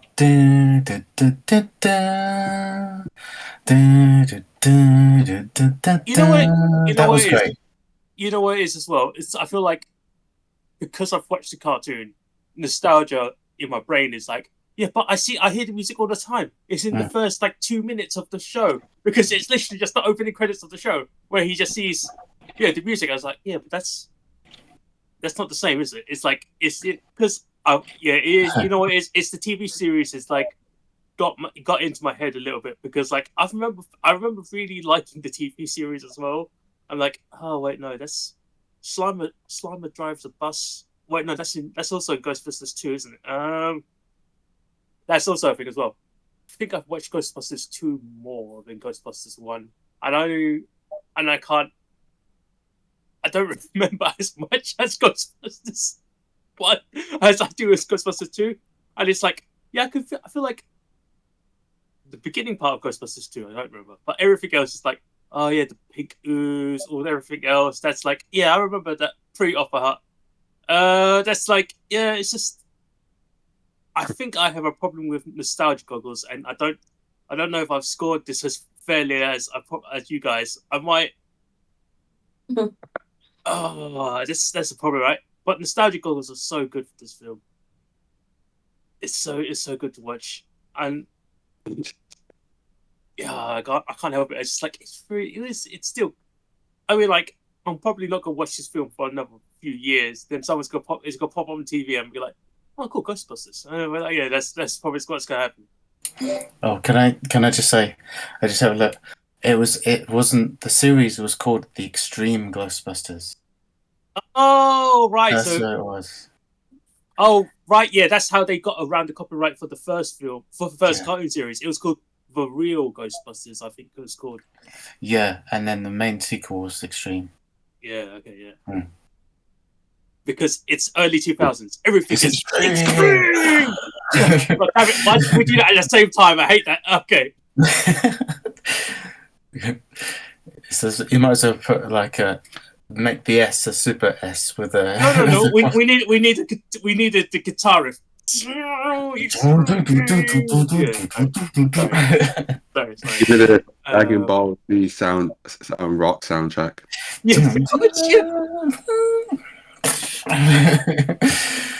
Extreme Ghostbusters. Mm. But yeah, I think they probably like all the criticisms Emmanuel and Rachel have been saying. I think they were all addressed in the Extreme Ghostbusters series because I think I remember them talking about how they did the proton packs and how they made like the ghost trap and all the things like that. And I think that was the nitty gritty of it all. It's like, hey, how do we get these and make these? How do we make more of them and stuff? So yeah, that was the cool thing about a TV show, is that they can go into all these little details. And that's why miniseries are good. Yeah, all the mini series, Yeah. or just TV series in general. But Yeah. There are like, I don't know, because the slime. I don't know. Well, I don't know, but the iconic Slimer to me is the one from the cartoons. But I'm not Yeah. really too sure why. Yeah, I don't know why he's he- that iconic. He's the one that did the same thing they did for Teenage Mutant Ninja Turtles. He ate pizza, was a slob and funny. He was the mascot. It's relatable. Yeah. But I guess yeah, it's because he's one of the ghosts that kind of like he becomes their kind of pet or friend or kind of thing. Like all the other ghosts are kind of like trapped and ensnared and stuff. But he's one of the ones that they just like him hanging around, I suppose, and he's just a member of the team. And I think yeah. that Because was the vibe I feel of like the cartoon. I feel like it's one of those things where they did like he makes a mess and they all go, "Oh, Slimer," and he goes and he just goes. And I think he just cuts out, and it's like, oh yeah, that's pretty much that's the classic cartoon stuff. So it's like, yeah, perfect mascot characters because he's just a bunch of goo and it's very easily made. So it's like, it's a bunch of slime. Yeah, it's the mascot. I didn't know that the scene at the party at what's his character's name again? It's not Louis Tooley. Is that That's Lewis. Yes, I mean that's Rick Moranis' character is Lewis. Yeah, but Tully or is it Tully? I don't know. Tully, the last name. Oh, Tully, cool. But that whole scene where he's talking about the price of salmon and everything is just improvised, which makes it the comedy actors, and you get a lot of that in comedy movies when you get those actors. But I think he did well. Like improvised. I thought he was just doing ad bits because like wasn't he doing? Oh, what the hell did that lady say when she went up? Just like, do you have any like Tylenol? And she's like, and he was like, yeah, no, I got the store brand version for like cheaper price at this, and it was like you could get 600 for half the price. It's like I feel like he just needed like just smile at the camera and wink a bit, then afterwards be like, all right, it's an ad because like there is quite a bit of like ad work, especially I feel like I've said this before as well. A lot of ad stuff just like pops up in the movie, just like extremely much. It's like when Sigourney Weaver was entering the building the first time. There's that perfectly like area of Diet Coke can just right there as she enters, and it's just like I can't help but notice it nowadays. But like when I thought about it before, it's probably like I'm kind of thirsty now. Yeah, it's just like it just would be one of those things. It's like They do kind of counteract it though, because you know that scene where Bill Murray opens the fridge and there's like Coke and bologna and all that, and he's like, "There's a lot of junk in here." that's true. That's true. You actually eat this? It's like, yes. The way you start coaching so like, dude, you're too much. Yeah, it was a bit more. He was a lot more sleazier than I remember him being in the movie. I remember him being funny. I didn't remember him being so sleazy. But I was like, oh no, yeah, he's. Well, you know where he kind of redeemed himself, where I kind of like started to like him a bit better was when Sigourney Weaver was like possessed and he wouldn't get into it with her because she was herself. Like I respected that. I'm like, okay, that's a good guy thing to do. Yeah, that was good. Oh But they man. did. Then after they did like make like inject her with like sleeping medicine, so that was a bit off. Afterwards, that was like, yeah, because like, yeah, that Um, was a bit. it was kind of the best thing he could do, isn't it? It's just like, okay, I don't want to physically knock this lady out. She's actually a person. How do I actually get her to stop and maybe not hurt herself? Oh, sleeping pills. That's probably the best thing he could do. Yeah, that's, yeah, okay, yeah, I'll give you that. It's the lesser of two evils. Yeah, just the scene right next to it. It's like, oh yeah, I've got the keymaster. Oh yeah, we should let. Oh, and he's the gatekeeper. Yeah, we should definitely meet these two up. No, it's like don't meet the keymaster and the gatekeeper up. It's a very bad idea. It's like what have you been doing for the last like few weeks? You've been doing ghosts and you want to meet up the keymaster and the gatekeeper? Come on now, you're smarter than this. It was like, yeah. Egon had much more sense. He's like, no, that's very dangerous. You should Yes. not do that.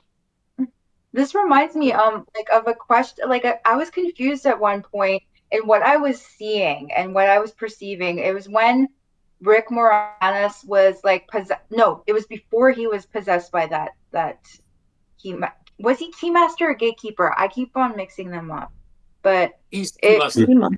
He's the key master because he's the key going into, Yeah. Oh, okay. Yeah. So Yes, yes. he was still himself, and he was running out of his building, and then he ran up to that like fancy restaurant. And he was outside the window. before he gets taken by the dog.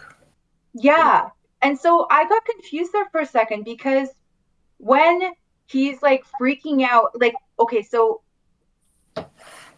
I just like question like whether the patrons in the restaurant could see that big dog thing because Yeah, I mean, that like, might be a continuity error because it's like obviously everyone in the hotel could see the dog, but the patrons in the restaurant can. I asked that I as well. feel like it's also because it's New York. No one cares. Yeah, maybe it's that. Maybe it's just that. Oh, Yeah. whatever. He's been mauled to death by this giant dog thing. Yeah, it's Whatever. literally it's like they have like I've been in New York. I've walked to one of those guys. I know what they're like. It's like I could care about that, but I'm to care about my fancy dinner that I've spent like $50 on already. So like I don't really care. Does the guy getting mauled outside? It doesn't matter. And that's why because they stopped for a while. They went, huh? They went back to it, and it was like it was for comedic reasons. But seeing the people from New York, I think that's actually what happened. So like, Yeah. Well, but actually, like, what confused me more, like, maybe I just wasn't seeing the scene properly, or I don't know, because, like, when he was, like, against the glass and finally being attacked, like, fully by the dog, I feel like I didn't see the dog where I was supposed to see it from the Yeah, picture. you didn't. no, yeah, you don't see the dog at all.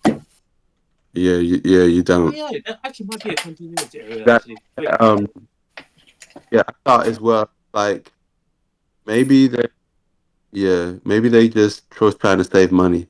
I don't, or or just Yeah, trying maybe it's that. just try and get away with. Oh yeah, it was so dark, so they couldn't actually see the dog from where they were. The glass was kind of reflective. I don't know. Maybe they were trying to use artistic license. That was just. But yeah, I thought a similar thing. It's like, why am I not seeing it every time the camera goes back? Whatever. Um, s- um, going well, adding to the ad lib kind of thing. You was talking about Simon about how I think you said there was a lot of ad libbing. You said. advertisements because like it was like Tylenol, so the Diet Cokes. You saw like Cheez-Its. It was just like right there in your face. Oh, So I it was meant kind of like with Lewis's thing where he was just like improvising most of that. oh yeah, Uh, 'cause I didn't realize that was improvised. oh, most of the scenes in the film had ad lib in it, and most of Bill Murray's lines were ad lib. So, and almost none of his lines were just the script. Well, I mean, like the like scene right at the end where he's like wait a second, he's a sailor. We're in New York. As long as we get this guy laid, we'll be all good. And it's like, yeah, I feel like that's definitely an ad-lib line. It was incredibly funny, but it was definitely ad-lib. I don't think that was ever written in the script. When I heard that, I was just like, wait, did he actually say that? I rewind it. It's like, Yeah. Didn't understand it as a kid, that joke. But now, No. as I told you, like, oh, right, yeah, It makes sense now. God damn it. yeah. that's what he's saying. But man, one thing I'd like to ask, so I'm just like going through trivia and stuff. The 1-800, sorry, the trailer, or at least one of the trailers, where it's literally just the Ghostbusters ad that's in the movie, but the trailer as the trailer for the film, and they replaced the 555 with 1-800, and they put like a message recording of Bill Murray and Dan Aykroyd saying like, "Oh hi, we're outcasting ghosts right now," kind of thing, like a voicemail, kind of thing, and they got like 1,000 calls per for 24 for like every hour of the day, roughly, like on average, for several weeks, and I was Well, just like, before the internet, people had obviously had a lot of things to do. Yeah. You but say it, that, that Ben. That is that happened recently with, like, what was it? What was the TV series on Netflix? It was Good Game. That's it. Because they thought it was an unregistered number, but it's like a 555 number again. But it's actually registered like Korean number. This poor lady kept getting phone calls about like how to join the Squid Game, and it was like, I don't even what? what I don't even get what this is. What are you guys like? Is this like you're singing? Like, is this such an elaborate prank? They had to like they apologized, gave us some money and stuff because like it was like, why did you put my phone number in this thing? It was like, yeah, that's how bad. We didn't mean to do that. It was like, so Oh yeah, my people do goodness. that nowadays too. Honest, so it's not even like back then. It's like even now it happens. Oh man, like it kind of makes a bit more sense back at the time. I just I find it even more interesting that you said it happened with Squid Games. Like, why are you calling in? You know this is fictional. This is the days of the internet. Back then, they might have given the number and they might have thought, oh, we might hear something funny or interesting if we call in. I feel like there's a different culture now. Why And are it you? costs money. It costs money to do outside calls, doesn't it? I don't know. It's like it's like 30p per minute or something. I mean, it's kind of like how I don't know. You got even with what was the film in Minnesota? Is it I Fargo. Fargo. Yeah. Fargo? When people took it like actually seriously, it was thinking, "Oh no, yeah, this is really true," and, and going way too far, and people are actually getting hurt. And it's just like, and people calling police to try and give in tips. It's like, man, this is not a real case. Can you please just stop? Oh my goodness. People. Yeah, people. This is why I'm it's like it is. Anyway.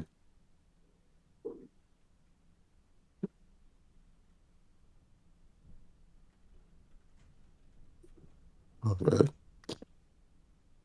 man. Sorry, I left it like that. Apparently, Winston was meant to be Eddie Murphy, but he declined. Yeah, that doesn't surprise me. That's another Saturday Night Live guy. Ah, ah. It would have been. I even though I like Winston, so I was happy with him in it. I wonder what it would have been like with Eddie Murphy. Well, think I that mean, could work. it, I, I feel like it's a question of like how I don't know how Eddie Murphy works well with Bill Murray. I feel like they're just I feel like the characters would butt heads. I don't know if the actual actors will butt heads. And it's like it feels like the sort of like because they're very like their presences are very like big presences, so they would like Dan Aykroyd, and like Egon's character will be like just like in the background, just be those two arguing all the time. I feel like it'll change the dynamics of the film again. So it's like it's hard to say, to be honest. Mm. It's Yeah. I don't know. It's a bit of a weird one, really, because I think any film that Eddie Murphy's in, he kind of does his own thing. So there's like a really not famous, but like there's a bit of an iconic scene in what's it called? Literally the first film he was in. It's gone out of my mind. Was that where he was like a poor guy that became rich?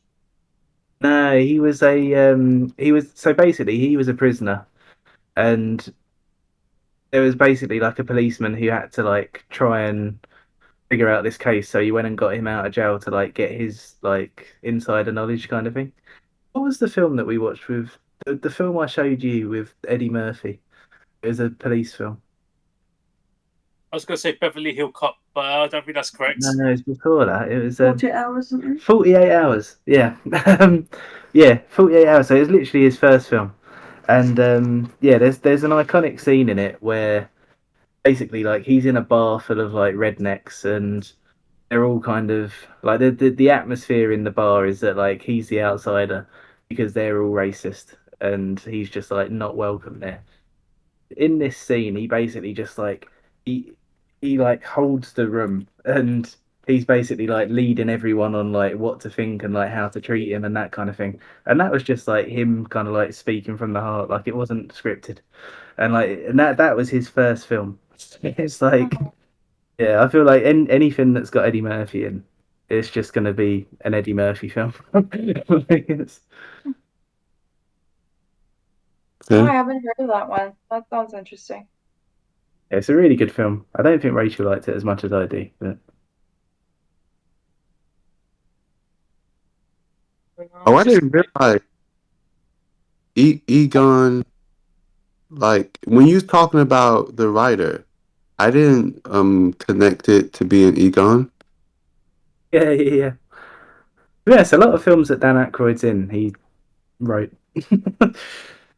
Oh wait, did that Ramis guy write it or Aykroyd?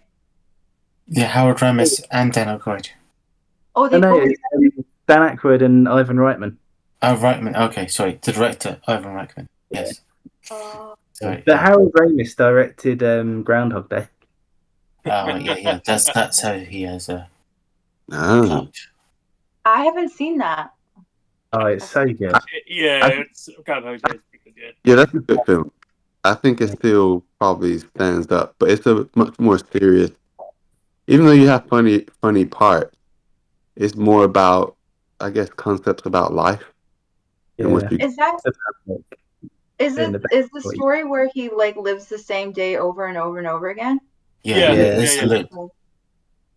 Yeah, he keeps living the same day until he gets it right, basically. And it's set on Valentine's Day. Okay, I was fully expecting you to say Arbor Day or something as well. Actually, yeah, that was on me. Yeah, we'll go for that. Yeah. What did you say? Valentine's Day, not Groundhog Day. But forget it. It's not like it's legitimately set on a day that keeps repeating. Hence Groundhog Day. Yeah. So yeah, someone should pick that for Film Club. It's coming. I mean, like, I might do it. I don't know. It's like somewhere on the. It's not even on the list. It's like somewhere in my brain. It's mainly because I want to play the. Oh, this is sorry, a bit of a tangent. But it's a VR game that essentially is like Groundhog Day 2. Essentially, it's like his son or something, and he goes through the same things, but it's just like a VR game. I was just like, kind of want to see how that plays because like you could do certain things in the game and it repeats until he like as his character he goes a bit crazy. So you can pick up things like a toaster, and then afterwards you can pick up a fork and you go, can I? Yeah, I'll go try it, and you die obviously, but you reset anyway. So it's like, oh, that's very morbid, but I kind of want to play just to see how it goes. But I don't have VR. And it's just like, yeah, VR is expensive to do. So I was like, Yeah. Yeah, even the more affordable ones like from Meta, they're still not cheap. it's expensive, man. That's yeah. Trying it out though, if anyone ever gets a chance to, like in certain like showrooms or stores or just experiences, if as long as it's a decent one, it is very fun and very immersive. And I would love to be able to afford that or be able to justify getting one of those because it's another way to exercise as well. Yeah, it's great.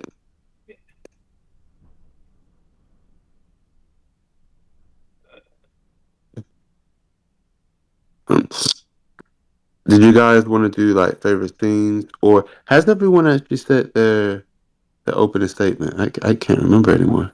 I think maybe Summon, did you? I know Corey I and mean, like Matt and it's Rob did. it's like past the point Imagine. anyway. I was listening to. I was too focused on the car ride and letting everyone get out of the Summon, way. want to do your closing statement first? Nah, I'll just do opening scene. I'll just do my favorite scene. Oh, I mean, I don't know. There's quite a few like favorite scenes and stuff, but it's just like,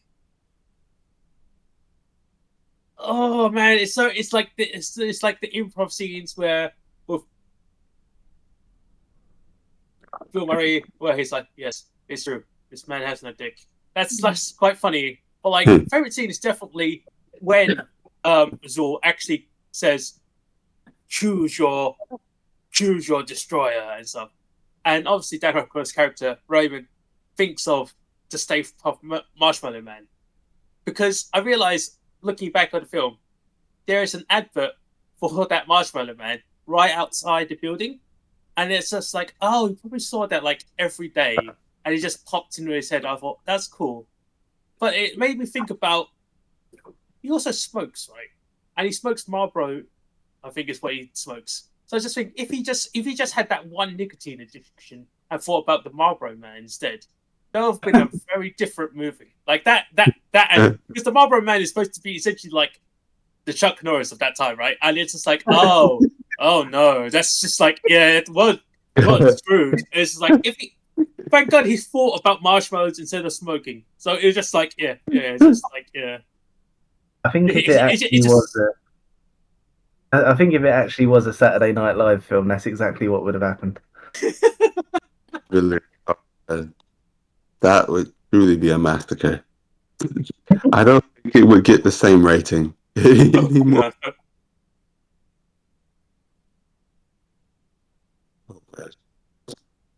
Yeah, Marshmallow much better. Yeah. I don't have a favourite film, but I have a favourite film. What's it called? I'm so tired. I need to get to bed. Not a favourite scene. I have a favourite line.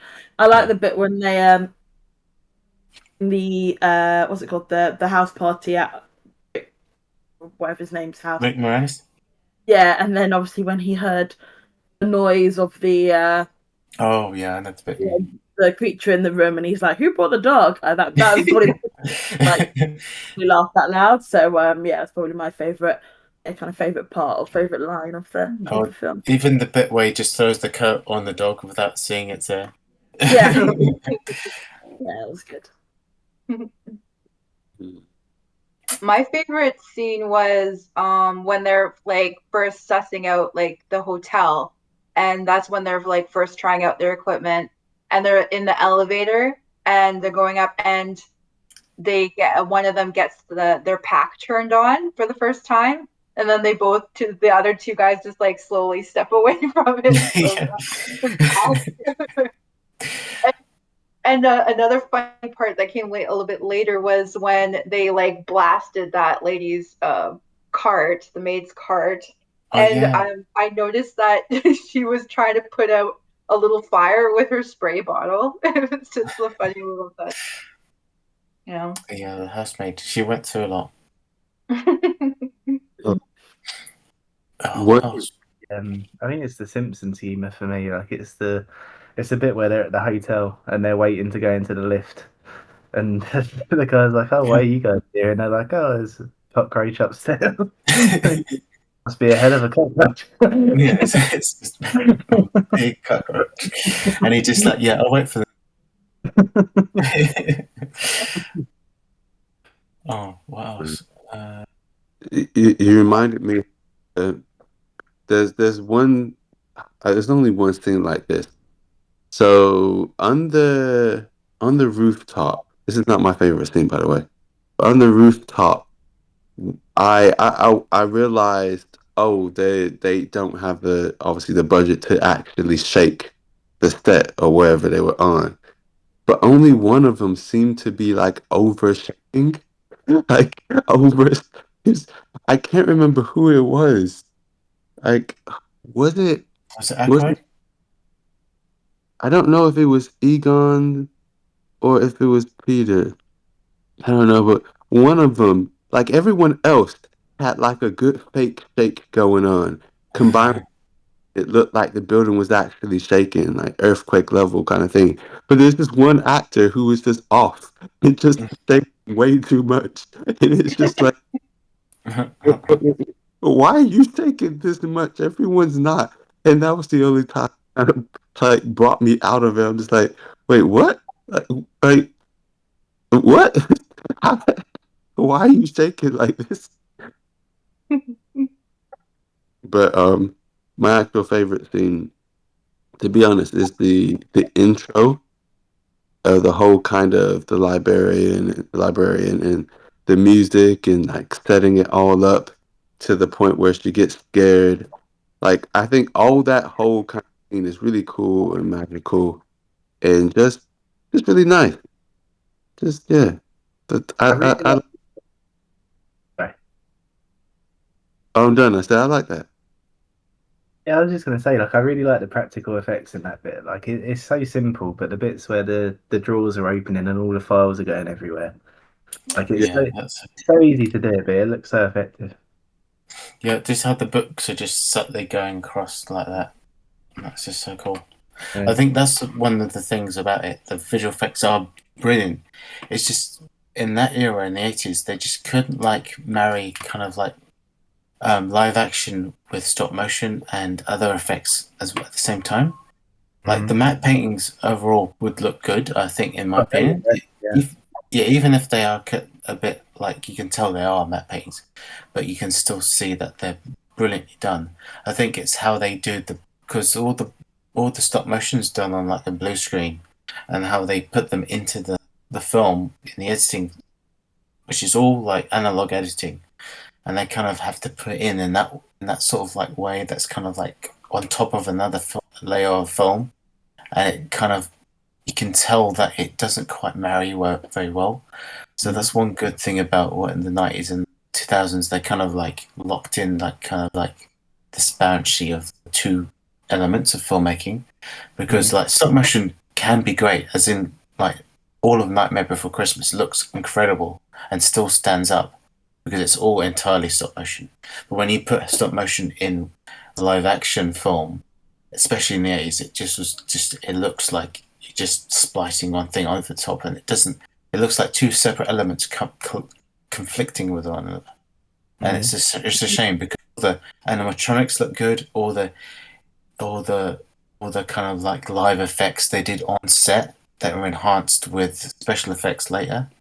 They looked all great. All the ghosts look really good because they can do some really cool lighting effects and everything.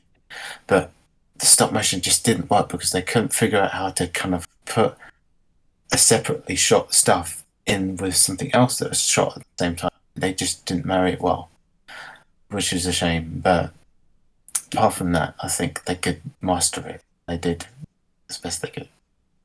You remind me, and you've probably seen this. And sorry, this is an aside for anyone who doesn't know this, but it'd be cool for you. I think you guys to know anyway. So Ben and maybe Rob or anyone else, do you know about? Have you watched a video about Disney's lost kind of orange screening rather than green or blue screen kind of technology that they used with Mary Poppins and how it was so much better? Oh, modern. Yeah. That rings a bell because of in the, like, what was that, the 60s, and that was like proper like 2D animation, right in the same thing as live action. That was interesting. Yeah. And how good that was. Like, Rob, do you know about it? No, I've never heard of it. Ooh, I need to share a video afterwards. It's good kind of film history, and hopefully some studios might actually start using that again. That don't want to use the more expensive actual kind of technology, whereas there's actual screens. Mm. You know, like with the Mandalorian, which is amazing, and it's great for lighting and stuff as well. Yeah, Um, maybe. so actually having, but that's obviously very expensive. So people who don't have that much money, something that's much better than green screen. To explain it, long story short, what Disney did at the time was that they used this kind of almost they used this kind of special fluorescent tube that made like this orange yellowish light, similar to the background of Pat's color in this picture. And what they did was, the modern version is using two separate cameras. But back then, like constrained by different things, they used a single camera, but they would use a special lens. It was kind of like almost a cuboid lens in a way. It's very special. And Disney's always developing all sorts of great things.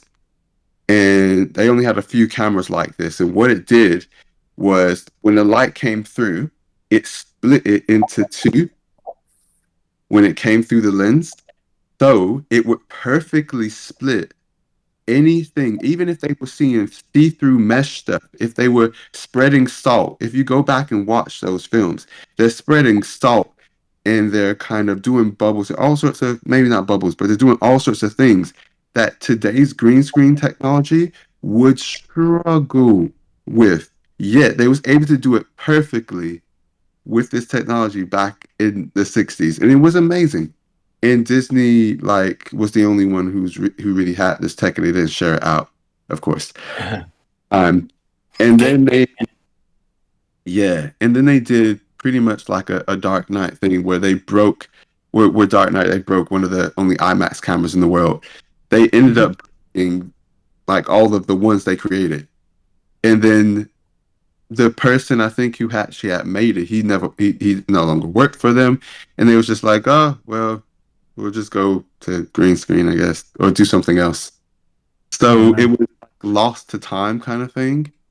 And but now again, I'll send that video. But you can actually figure out you can do it with two cameras, and still is so much better than green screen. And it's like, oh, yeah, why haven't people thought about doing this? But obviously that happens, isn't it? Isn't it? You just kind of do the thing that people know that work. You don't always have the time to try and innovate. Mm. Or the people who are trying to innovate, they're not necessarily big studios or people who have a big platform. But yeah, so it's a really cool kind of tangent kind of thing. Interesting.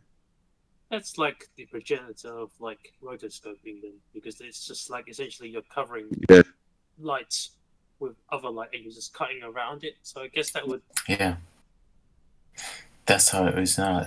That's how it was then, and I suppose like nowadays, like Emmanuel mentioned with like the Mandalorian and the Batman, for instance, they'd use the volume, which is kind of like using LED screens behind the actors, which Yeah. display 4K backgrounds.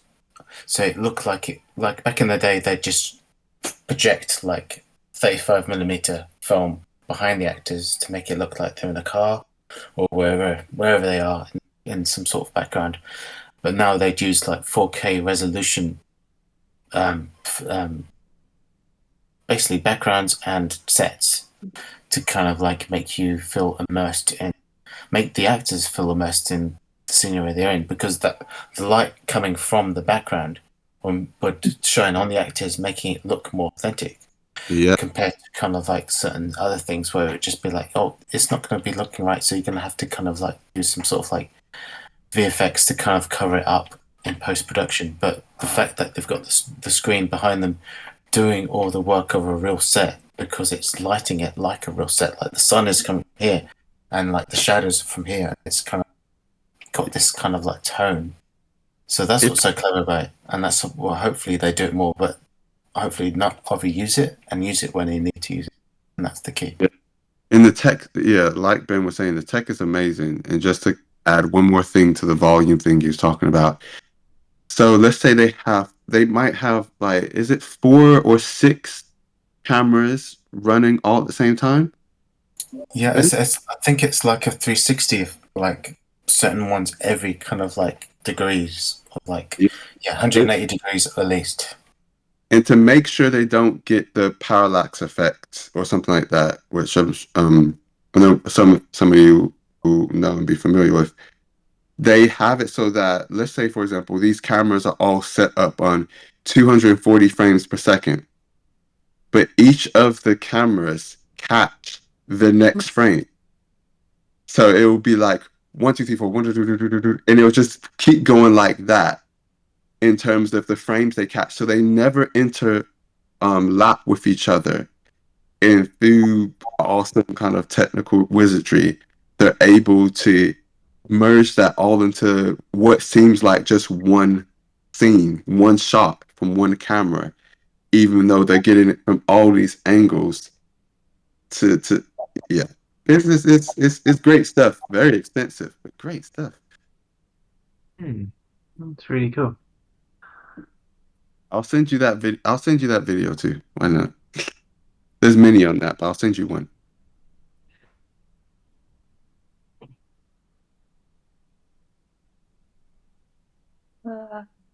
Has anybody else not done their favorite scene yet? I'm trying to think of one that hasn't been done. Yeah, Pat, go. So, oh fuck, I forgot the name of it. The entity that ended up being the Stay Puft in the end, and then they were like, choose an object or a thing. That will be like the instrument of your doom, kind of thing, and then randomly it says you have selected. And like, who's selected? It's like, hey, I just chose the Stay Puft Marshmallow Man. I'd imagine that's something that Rob would do as well. Like we've been trying to figure out, and then he's already thought of it in his head. Yeah, I related to that because it's the most inoffensive, harmless thing. Yeah, and it is that bit when Bill Murray's like, "Wait, he thought of something." Like when Dan Aykroyd was stood there, like, "Oh fuck," I was like, "Yeah, that's me again."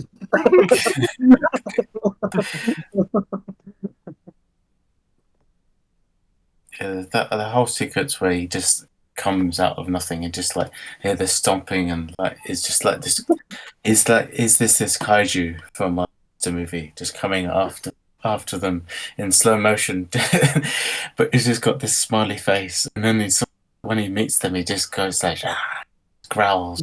It's like looks horrible, and they literally melt his face off when they explode Gozer and everything. It all's horrible, and it just like all the foam goes all over him, and that's how we defeat him. But it's kind of it's silly, but it's a lot of fun. That the fact that he was made out of real marshmallow, because like another film will just make it like, oh yeah, he's vanished, nothing. But the fact that he vanished, but they're all covered in marshmallow. Everyone around for like 10 blocks straight is covered in marshmallow. So it's like, okay, he was a real marshmallow. It wasn't a ghost or anything. He was a real marshmallow man. So it's a good detail. I like that. Yeah. I wish they had used I get how they'd have to use foam for like most of it because that was a lot of marshmallow. Yeah. But I thought what it would have been cool is there's like that marshmallow fluff in a jar.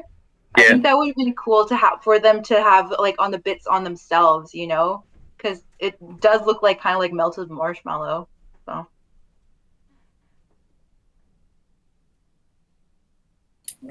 Yeah, that was a good moment. Yeah. What else were the funny bits? We did the elevator sequence. That was great. Rick Moranis' apartment sequence. That was hilarious. I thought it was a funny line when Venkman convinces the mayor by telling him he'd save the lives of millions of registered voters. Yeah. Yeah, that's the key kind of thing. It's I don't know if it was in this or something else. I remember someone saying, "Yeah, if you want to appeal to someone or get them on your side or get them to do something, you need to say what matters to them." That was it. We was watching a review of Moana, like a kind of however many years on, looking at it from like a family therapist point of view, like family therapist that's, and it's just like, yeah, Moana does amazing job at that with Maui. But yeah, that's what Peter does there. He's like, what does he care about? Voters. Well, I mean, you saving people gonna be like, yeah, we're gonna vote this guy back in. That's still a raw subject. Oh, Oh, God damn it. they're gonna do it. Fucking hell. Go talk, Rob. Talk. Vent. Whatever. I don't want. Do you know what? There was a scene actually where Rachel thought she saw Trump. I was like, no, not this What? one. What here in the UK? This is not Home Alone. Home Alone Oh, 2. Home Alone 2. Oh, is it did Home she Alone need 2, an is it? elevator? And you're just like, Yeah, it oh, was, this it was is Home Alone 2. It was when he was in New York. Yeah, that's a whole nother topic. Also, to you, Corey. I don't think I don't think Trudeau will actually make good on his promise anytime soon. But first past the post in your country, as well as many other countries, does need to be changed. Just needs to be gotten rid of. And he promised that he was gonna do something about it, but obviously he probably can't. Anyway. It's always the What same did you problem, isn't it? Like it's sort of the party in power are the party that have benefited from first past the post, so nobody's ever going to change it. Like it's Yeah, you end up with a two-party system, which, if you're interested in that, you can watch a Veritasium video on like voting systems and all sorts of stuff around that. It's a cool video, but it's all yeah, fucked. yeah, the candidates and I don't know. You're like there's some interesting people. I'm just gonna leave it there. I missed I think I might have missed a part of your sentence that you said like Trudeau like will probably not follow through on his promise, but you said something needs to be gotten rid of, and what was it? Oh, first past the post. Oh, It was is one that of is one of the things he was going to change? He said he was going to change. Oh, okay. yeah, or make strides so that it would, like change and whatnot. It doesn't sound like he's done much at all. And I don't know, and anyway, I don't know the reality of that. But yeah, it does need to change. Definitely. In many places, but there as well. Well, do you know what I don't like? You know how the states have like a 4-year term, and then you could get voted in for another, the president can get voted in for another 4 years, but they max out at 8 years, right? You can't do more than 8 years. yeah. But I Yeah. think, You can do 8 years, or you can run for three elections. oh, So okay. Okay. if you say you lost the first two and then ran a third time and won that, you could only do one term. Oh, I see. So And this then that, is But no more I than think 8 that's if you get that term. I think that's like more like to like, I think yeah, we're getting into like more controversial topics here, but I figure like, the states are doing a lot of things wrong.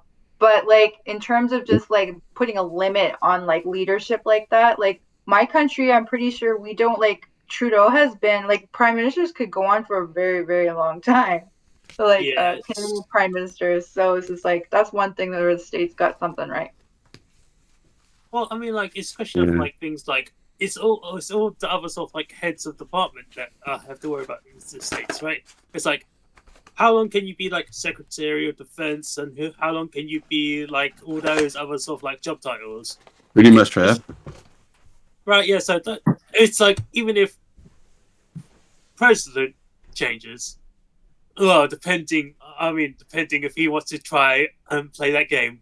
If he tries to play that game and be like, I like being president, I'm gonna try to go for it again and change the laws around. That's gonna be a whole nother goddamn nightmare.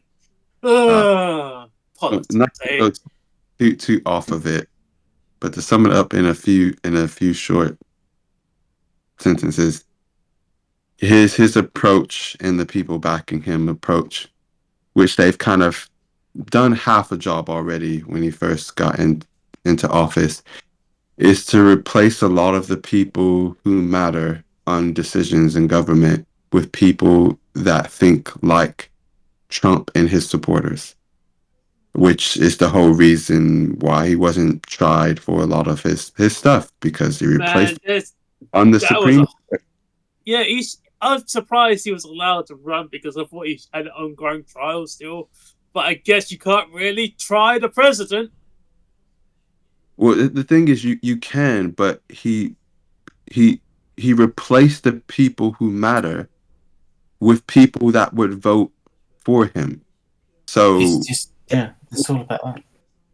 Yeah, any crimes that were brought against him were basically dropped when they got to the highest level because they couldn't get a majority vote against him, because the majority of people in the Supreme Court, like seats, are for him, and the people behind him are trying to do a lot of that kind of stuff with all sorts of rights, with all sorts of places in government, so that even after he leaves, their hope is to basically just have more people like Trump replace him, be a new figurehead, but all the other people in government are still, like Simon said, the same, still supporting him, banning abortion, all sorts of other messed up stuff. And anyway, Anyway, let's talk about less controversial topics. Let's talk about Dan Aykroyd getting a blowjob from a ghost. Yeah, let's talk about that instead. Yeah, let's talk about that. Yeah. Quickly, let's go to the funny. Definitely missed that joke as a child. Didn't understand. Simon's favourite scene, eh? Yeah, okay. Didn't understand that as a kid. It was like, I love how Rob's disappeared when you're talking about that. That's good. Yeah. It's like, we've got to get away from the politics and get to something else. Yeah, let's get away to the funny. Definitely, I don't think that would fly in this sort of modern day like audiences. A bit too much on the nose. But it's like, yeah, we go. It would in the right context, because you have films like Deadpool. Yeah, but Deadpool is not first. What's the age rating for this? It's like 13, right? Yeah, this is a PG-13. Yeah, 12. I don't think the jokes in Deadpool can be PG-13 rated. At least I hope not. Yeah. To be honest, if it came out these days and it has something like that, it might be more of a 15 film at the minimum, because PG-13 films, they either end up as 15s or 12As over here. Yeah. Since we don't have that, so yeah. I get it's weird. That's like the bar. It's kind of like, you see, they're like hard R, or it's a PG-13. It's like that's what's so good about the UK, is you get like the bit of a kind of a gradient of time of like you PG, 12A, 15, hard 18. It's kind of like, it makes sense. But in America, it's like a G, or it's, and it's like, the NC-17, that's another level. But it's just usually just R's and PG-13s. And they tend to, I think, America compared to a lot of the world, they rate them a bit more conservatively than us anyway. I don't know about you guys, but just like a rated R for us sometimes is 18A, but sometimes it'll be less than that. Like I can't remember. We have 14A here, so Oh. sometimes like an R will be like 14A. So Oh, so it's a lower. Okay, that's better than America. Yeah, I think over here it's actually really hard to get an 18 nowadays. Like there's so many older films that were like originally classified 18, and now like some of them have even been reclassified as like PGs. Yeah. That's cool. Like you have to have a lot. Like it has to have a lot of violence, a lot of sex, and a lot of bad language to be considered an 18. Mostly, so like violence won't be enough to get an 18. It has to be a 15. But it has to have like really like. It has to use the C word. It has to use the N word or something. It has to use all the worst words you can think of, and it has to be like really like full frontal nudity and really horrible. Well, like, I mean, I'm not stuff. sure about full frontal nudity, but you can just be kind of like weird and gross enough. The True. film that unfortunately that popped into my mind was Freddy Got Fingered. That's definitely an 18.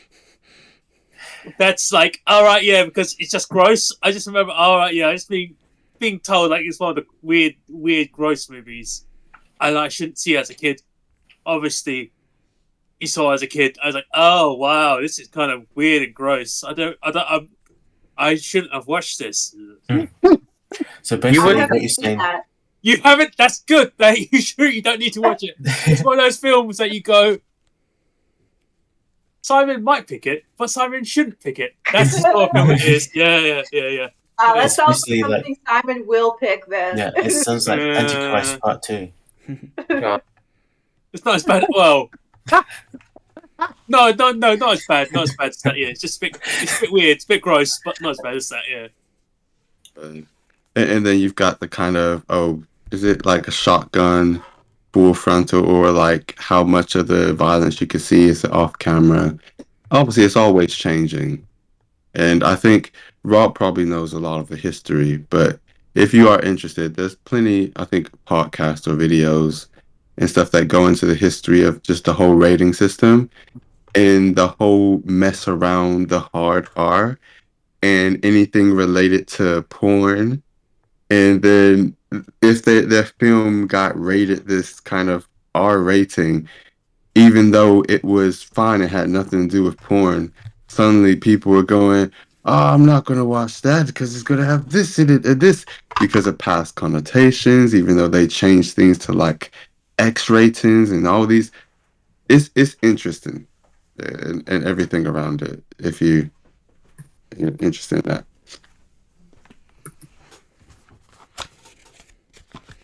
Yeah, I think it's interesting to like the people who are involved in it as well, because it always used to be kind of like an inaccessible thing that people couldn't join, and it was like very closed off. But now they invite people from like loads of different backgrounds Oh, to which part? to the ratings board. I mean, Oh yeah. that's a good thing, right? Because Yeah, like it's you really have good. more. Yeah. Yeah, before it used to be so. That's just it used to be very corrupt at one point. Yeah. Like it's like, you could have the same film made by two different people, but one of them basically knew some people or paid someone off or knew how to take off just this one thing, and then they were able to not have an R rating or whatever, and now their film had plenty of money. Yeah. Typical. Anyway, guys, I'm gonna head off. Huh? Cool, man.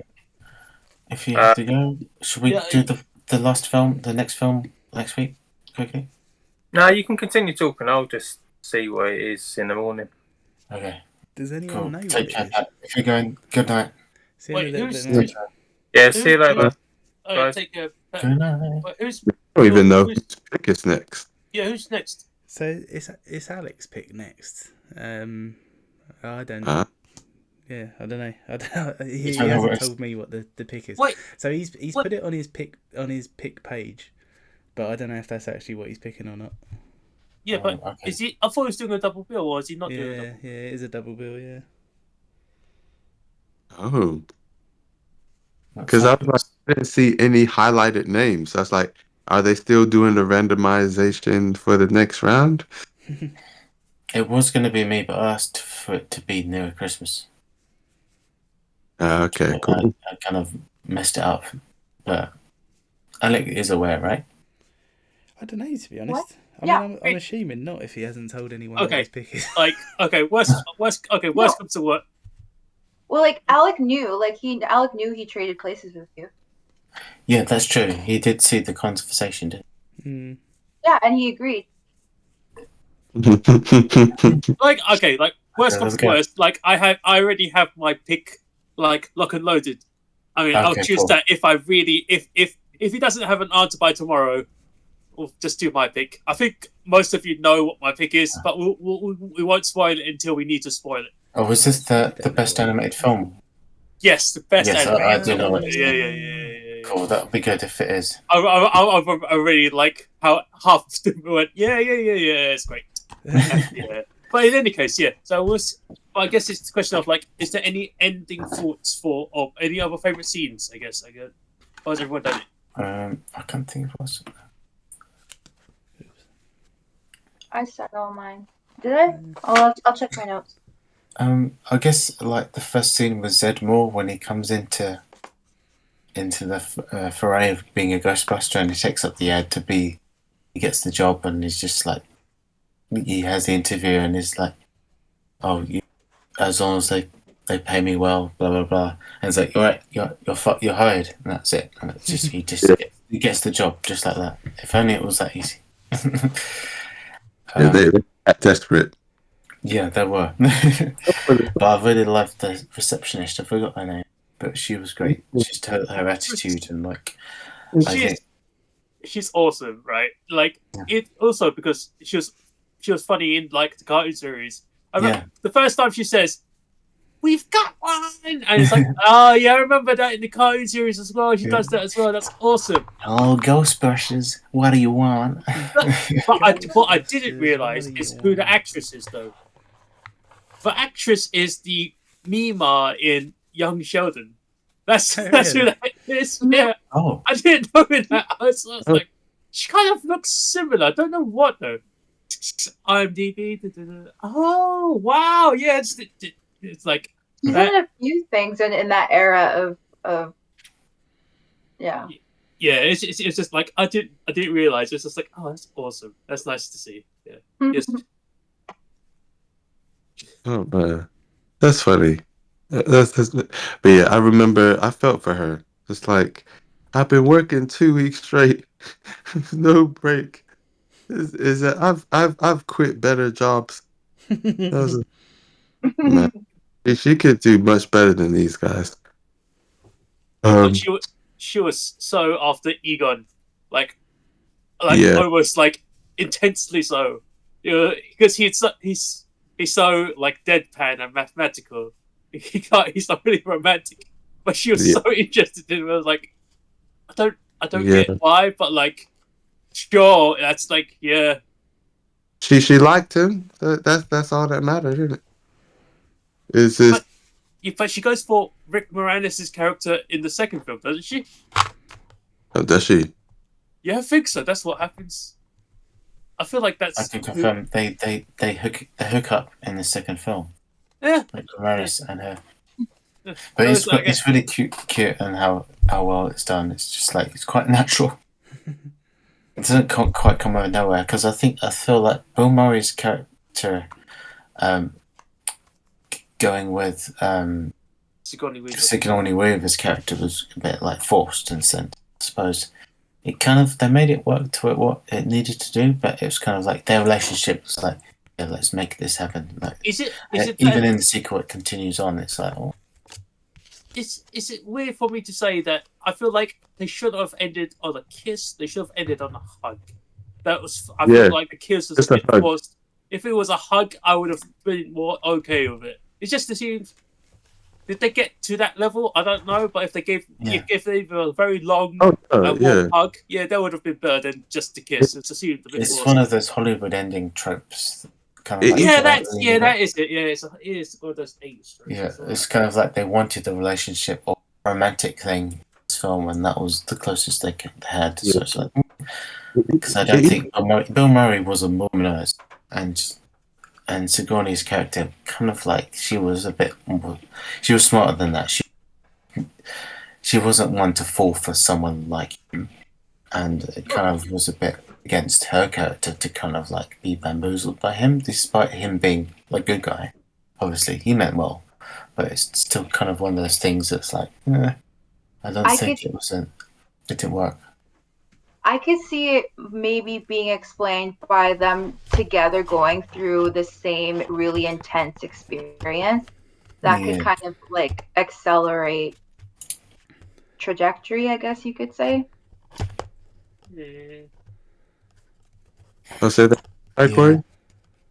Oh, I was saying that like it's possible that two people who are like kind of like, yeah, I agree they didn't have much like very good there was something she agreed to a date with him, right? Like at her place. So like there was something Yeah. brewing there. And so what everybody's saying is that, maybe the kiss seemed a bit forced and like, like a romantic Hollywood trope. But I was figuring maybe it could be kind of explained rationally by them going through the same intense experience together and coming out of it together, and so maybe that could reasonably like kind of like accelerate their romantic progress. Oh yeah, I would. The only reason I think one of the main reasons I was like it seemed forced, even more so, was because Sigourney Weaver's acting. She acted in a way it made it seem like her character wasn't completely like she wasn't like looking for this to happen, and she was also slightly like she was surprised, kind of, but also not completely comfortable. It like what because I rewound it for a moment. I was like, she doesn't completely look like she's having the best time. Like it looked like she wanted to go in for a hug almost, Oh. but he wanted to do the kiss. That's how it Oh. came across. Mhm. So like you said, I get that. It's just that because she acted her character in that way, I was like, yeah, this is still forced. She did not want a kiss. She wanted a hug. Yeah, yeah. I She could. would, Yeah, maybe like it could be we don't really like we could all just guess like why she was uncomfortable. Maybe she was uncomfortable like that seemed too fast for like the romantic connection. But maybe it's because like everybody was watching. They're all like really up in like full view of all these strangers. I don't know. Yeah, but yeah, it is interesting that she's like thinking of giving him a chance, and I think there's probably some part of her eventually that's like, you know what, he's kind of funny, even though I don't know, we didn't start off right. Maybe, it could be one way to, because it's kind of two things. It's a perfect excuse,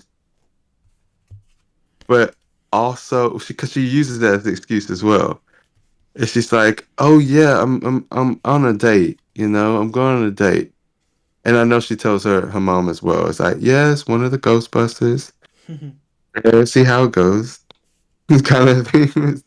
Yeah, like maybe she finds that kind of thing interesting, and is also maybe she doesn't have someone in her life who would believe her. Mm, He might be one of the few people she can actually talk to who would be like, yeah, I do believe that you saw some mad thing and it actually did happen, even though he's sleazy.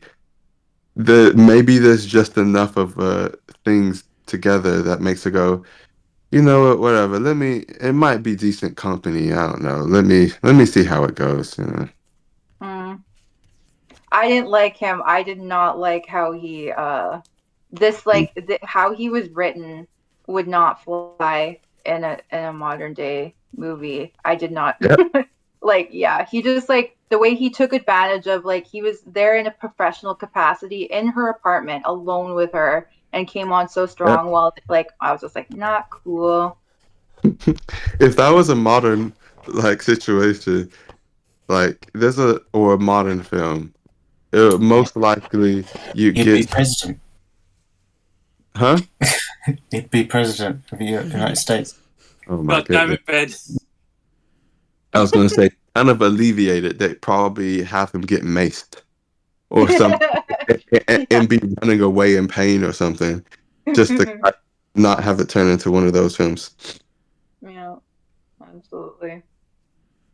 Yeah, there's a. I'm glad we ain't doing that anymore. I mean, there's a lot of there's a lot of it's like 90s rom-coms or like some classic rom-coms where some of them are decent, and then some of them are just like, no, this is this is weird, this is creepy, or this is a grown man like trying to hook up with like a teenager or whatever. Like this is not romantic. This is there's so Yeah. many things wrong here. Yeah. Yeah. When they write like like characters that you're supposed to like for the most part, and it's just like older movies, it's like it's hard for me to like fully get on with these characters. Yeah, glad we've moved on from that, but yeah, just yeah, glad we have Yeah. difference of yeah, Hmm. Progress. yeah. On a different note about the song, I found it cool that the main theme, kind of Ghostbusters, like he got inspired by some other commercial. I can't remember. Was it? It was a. It was in. It was like they said, "Who you gonna call?" And it kind of it wasn't exactly like that, but some kind of drain company commercial inspired him to make that line. Hmm. And then the whole kind of Ghostbusters thing, he really didn't want to put the name of the film in the song. He didn't actually like it that much. But I think with his kids' help and like girlfriend and like families and friends' help, he realized, oh wait, I could do call and response. That's not so bad. And that's how you got the whole kind of who you gonna call, kind of Ghostbusters, something and like the whole call and response thing, which is it's cool. It worked great. No. Do you know what I figured out is that he did play a cop in that sitcom. Yeah. He plays a cop and everything. Oh man, that's great. Cause yeah, I saw him for a split second. I was like, oh, and then I said to Camilla as well. Did you recognize him? And she's like, huh? Rewind again. It's like, I do. I don't know what from. I was like, yeah, I can't remember either, but I just recognize him. Let's keep watching. I love that's my favorite game to play is because I'm so good at remembering faces and then but I can't remember exactly where I've seen them from necessarily. So Mm, it's really satisfying to remember where they're from. yeah, I think it probably depends how into the movie I am, and also like with some characters, sometimes it can be harder because if they did a really small role, trying to find them on the like casting list, and then from there figure out what else. It's just like, you know what? I'll just keep watching. It's okay.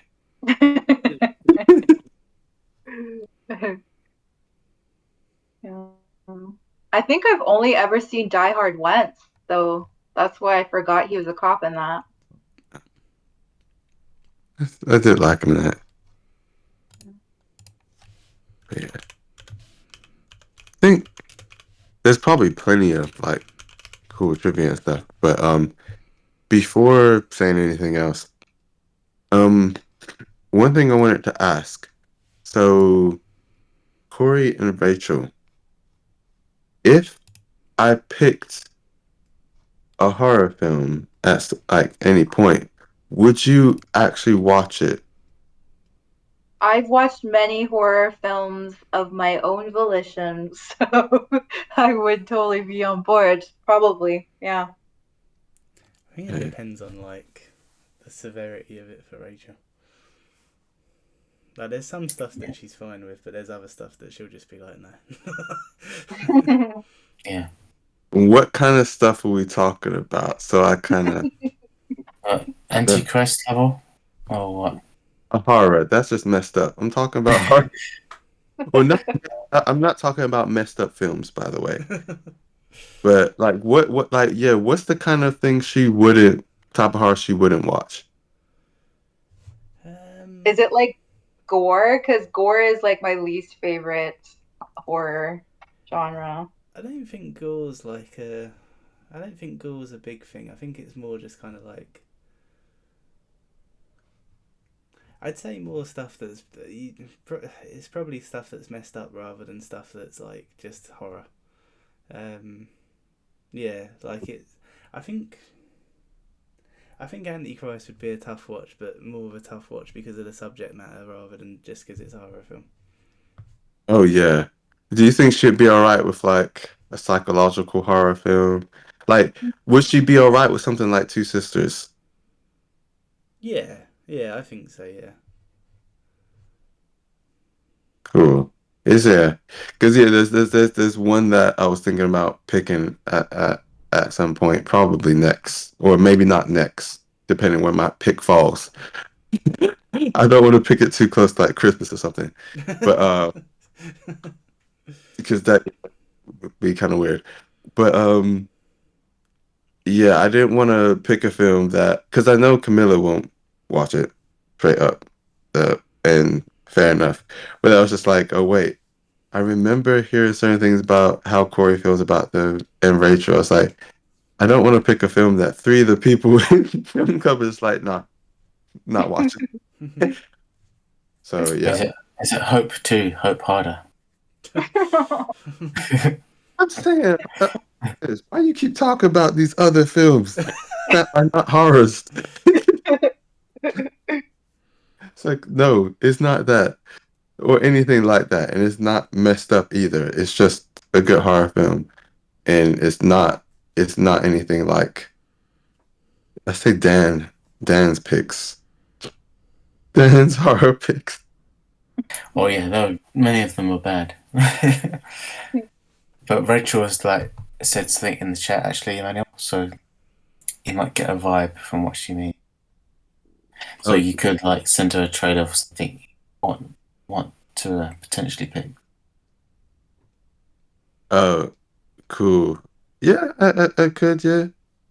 Pay for therapy if I need it. Uh, I will say, like, there are weird things that scare her. Like one of the one of the films that she refuses to watch is Space Jam, because she doesn't like the kind of like the cartoon and live action together. Like, Oh yeah, we spoke about this before. It's like, what did she think of Mary Poppins? yeah, I imagine it would be the same thing. Yeah. Yeah, because that's the same idea. Interesting. Wait, does she hate Who Framed Roger Rabbit then? Yeah, that's got a lot of the interacting of live people and Yeah, some scenes in that did disturb me as a kid. Oh, really? Yeah, there's the one sequence that definitely like really stressed me out when I was little. But I do like that film, but there's just that one moment that I like that film too. Yeah, I watched it as a young kid too. It does have some traumatizing moments. The villain was really creepy and scary looking. Yeah, I think what was it? Who played Doc Brown? What was his name? From Back to the Future. He was the villain. Does it have a C sound in it, like a K sound? Maybe. Christopher something. Christopher Lloyd, yes. Yeah. And he had 2D animated eyes, so I can imagine Rachel would be traumatized by him because he's just a real person with cartoon eyes, and that was when they like stick out like bright red. Yeah, exactly that. Okay, so like I'm remembering now, like what things that I've like I watch tons of horror. I love that genre, especially more like like paranormal and like psychological like horror too. Like those are my favorites. But I watched me and Ben together. We watched Doctor Sleep, recently, and I watched it for the second time, and for some reason, the first watch, it completely just like I brushed it off. But the second watch, in this scene, it has everybody seen Doctor Sleep? No, it's on my list, but you Oh, can it's on talk. your list. Okay, so I can't be too specific, but like, yeah, there was just a small detail that I noticed the second time around, and it was to do with like a young person, and this is like, oh no, like, Yeah, it's to do with the kid, basically. You know, yeah, that's what's the icky part of it. It's kind of yeah. like, oh, that actually something shouldn't be brushed aside because it's quite. Oh, Yeah. man.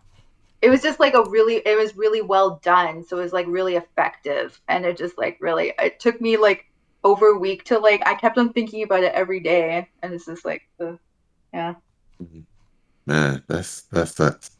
yeah. Well, the film I'm thinking of has none of that kind of. It's none of it is or kind of hard to watch. It's more of a. It's a horror. It's got paranormal stuff in it. It's a bit more psychological in some of the aspects. There's a bit of blood in it, but it's not a gore.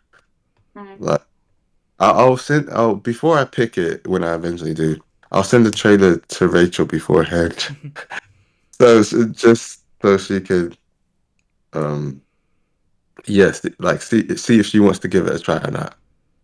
I don't But know, cool. the thing that always gets me is the sound. To be honest, like I mean that was the thing with Tale of Two Sisters. Because you remember when I was like, oh, because I tried to watch it late at night, and then I was like, no, I'm gonna have to watch this in the morning. and it was just because the soundtrack was so effective that I remember sitting in the front room, and it was in the flat that we were in when we were in Brighton. And I just remember being like, I can't do this in the dark. Yeah, Wait, which movie was that? A Tale of Two Sisters.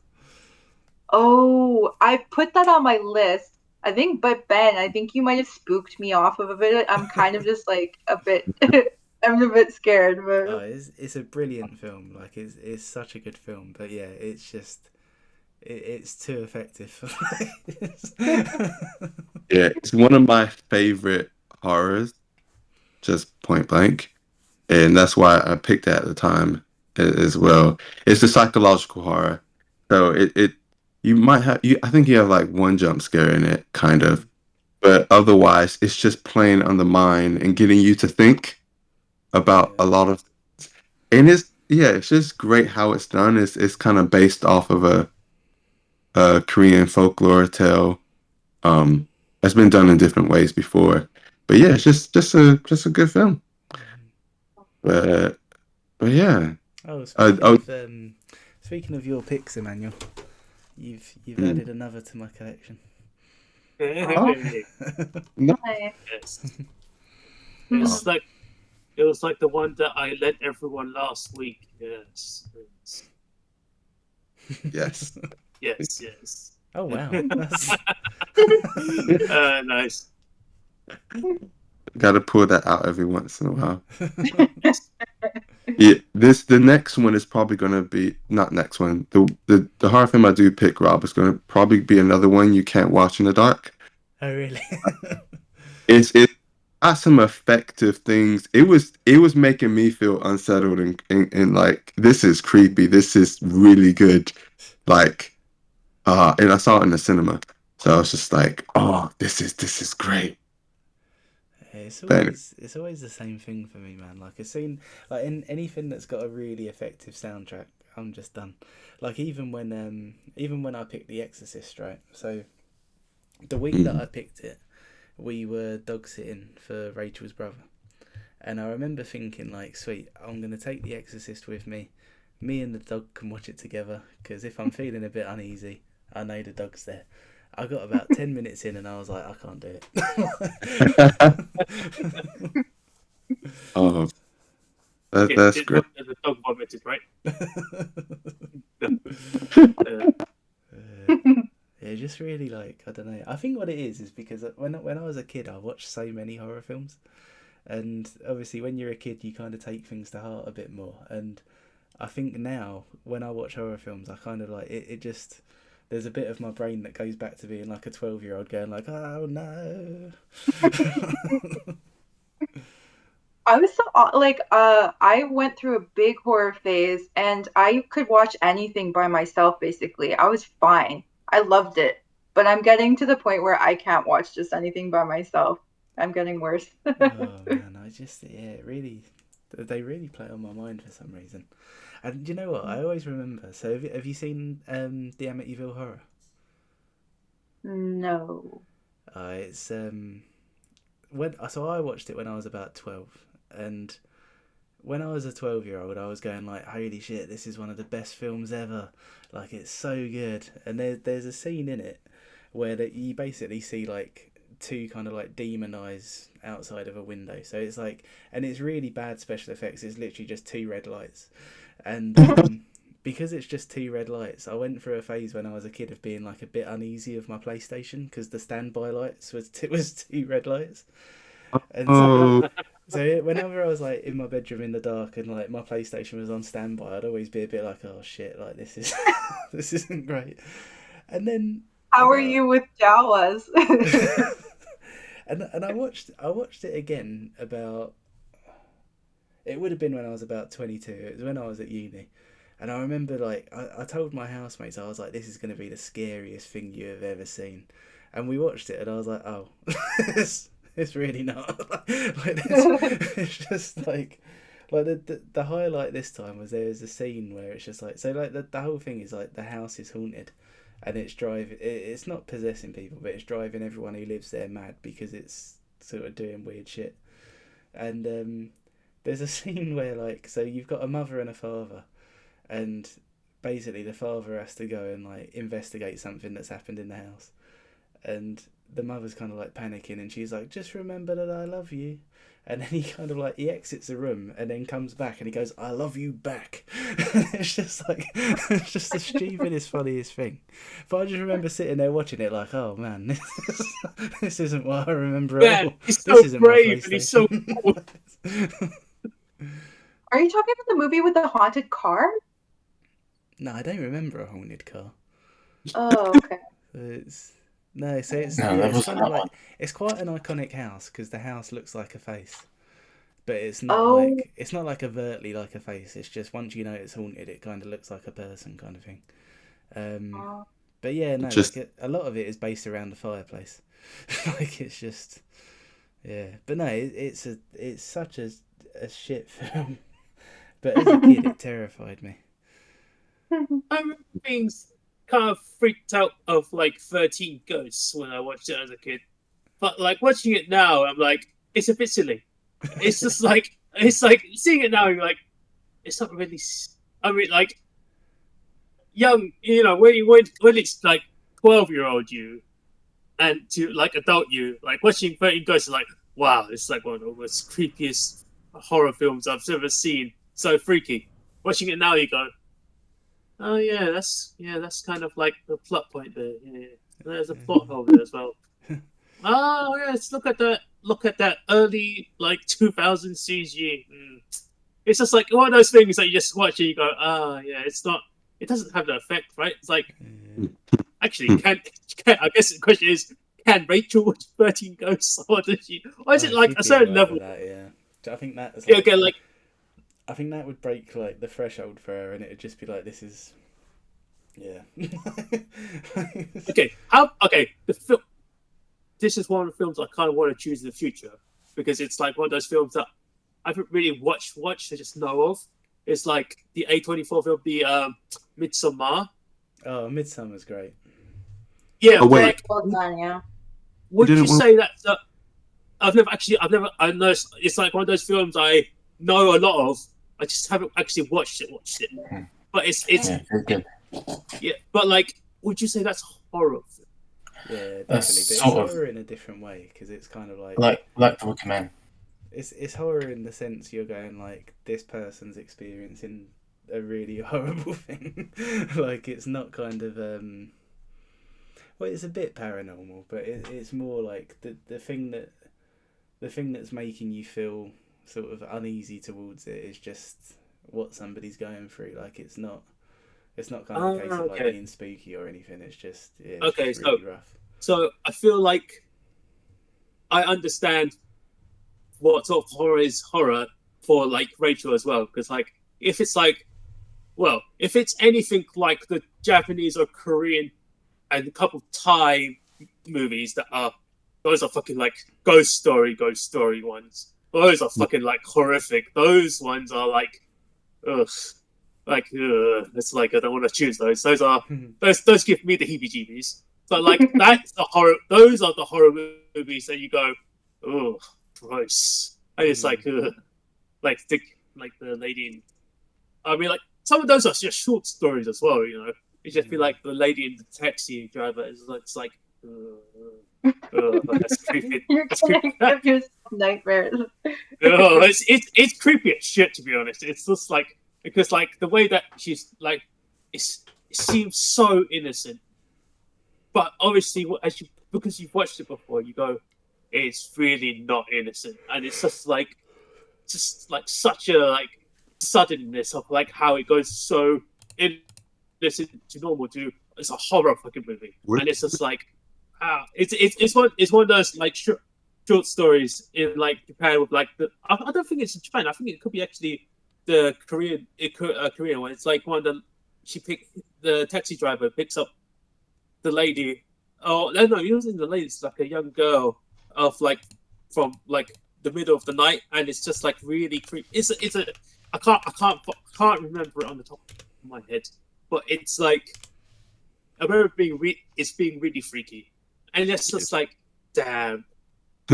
Oh, it's just like heck. Some of those stories are just. So like, is it because it's so rooted in like reality? Like, it could be like, that's what really spooks me and like disturbs me is when like something is getting its horror from like something that could actually happen, like in a real situation.